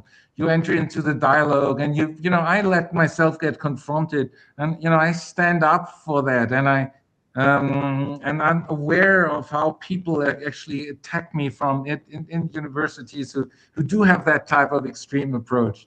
And I'm showing, but you always need to stay calm, be aware, understand, what you're dealing with, and show that the violence which they accuse others of actually goes along with such an attitude. And so I think the problem is related to anyone having such fundamental truth drum. Be open to what the other says, even if it's not always easy. It can be very difficult, in particular when it concerns like very fundamental issues. Like fundamental issues, what counts as a life worthy of living? No, embryo, fetus, beginning of life. But if there's like a significant amount of people who shares a different understanding, living in a liberal democracy, we need to respect the other. We need to allow the others. We must stop the violence, because in the end, why should you know better than anyone else? As if like there was some Holy Spirit which entered only your minds, but not that of others. And that is a long part of a long process. So understanding the challenges which go along with truth. And the other factor was the economic factor. That is also, when people are financially well off, they have, that's not always the case, but normally once people are afraid of losing a crown, of not having a future, then they look for a scapegoat. Then the scapegoat are the others, the refugees, the immigrants, the weak people in general, the monsters. And whenever you're uncertain of yourself, these are the ones who you blame. And the worse your economic system is, the tension will get stronger, and it will also concern the middle class. And such a system will end up in a civil war, and none of us wants to end up there. So the economic factor, no matter what sort of the intellectual reflections say, the economic factor always needs to be taken into consideration. Even though intellectually you affirm something, if it cannot be financed, it cannot be financed. You need to make sure, we all, for a certain type of lifestyle, we all need to have a certain financial grounding. And that's something which many people have good ideas on how to divide up the money from the rich, but they don't know where the money comes from. They mustn't forget that the money needs to be earned first. And that's something which, unfortunately, in many ideological, many academic circles, is unfortunately too widely shared, because they've never had experience on how difficult it is to get the money to make money. And so the economic factor is one, and relativizing, understanding that we all have contingent perspectives. These are the two elements which I would take care of most in order to undermine sort of the increasing polarities which we're currently facing with. Yes, thank you very much, Stefan, for that answer. Thorough and nuanced as always. And I will point out, you mentioned lightening the truth. Perhaps that's another sense of enlightenment and the value of the discussions that we have here at the Virtual Enlightenment Salons, essentially extending that spirit of the original 18th century Age of Enlightenment as a time of great philosophical discussions where a lot of previously held truths were challenged and debated, and different people provided different perspectives and tried to reason through issues which were previously just accepted on faith or taken as dogma, or believed to be unchallengeable. And I do agree with you strongly in this respect. Whenever there emerges a kind of intellectual orthodoxy on the right or on the left, or of any persuasion that states these ideas may not be challenged, they may not be discussed, they just have to be accepted as part of whatever intellectual package is being offered, that becomes very dangerous because people's freedoms get restricted, people get demonized, they become otherized, they become persecuted ultimately. And that feeds into the polarization, that feeds into the likelihood of civil war. And I would say, first of all, thank you very much for joining us. This turned out to be an extremely thorough and far-reaching conversation where we had all of these threads from different realms of human life and activity, and we were able to extend them in parallel, weave them together. But this is, of course, always an ongoing discussion. So hopefully we will have many more to come. And for those who have stayed with us, thank you so much. We will continue holding our virtual enlightenment salons, offering this caliber of discourse so that we may all live long and prosper.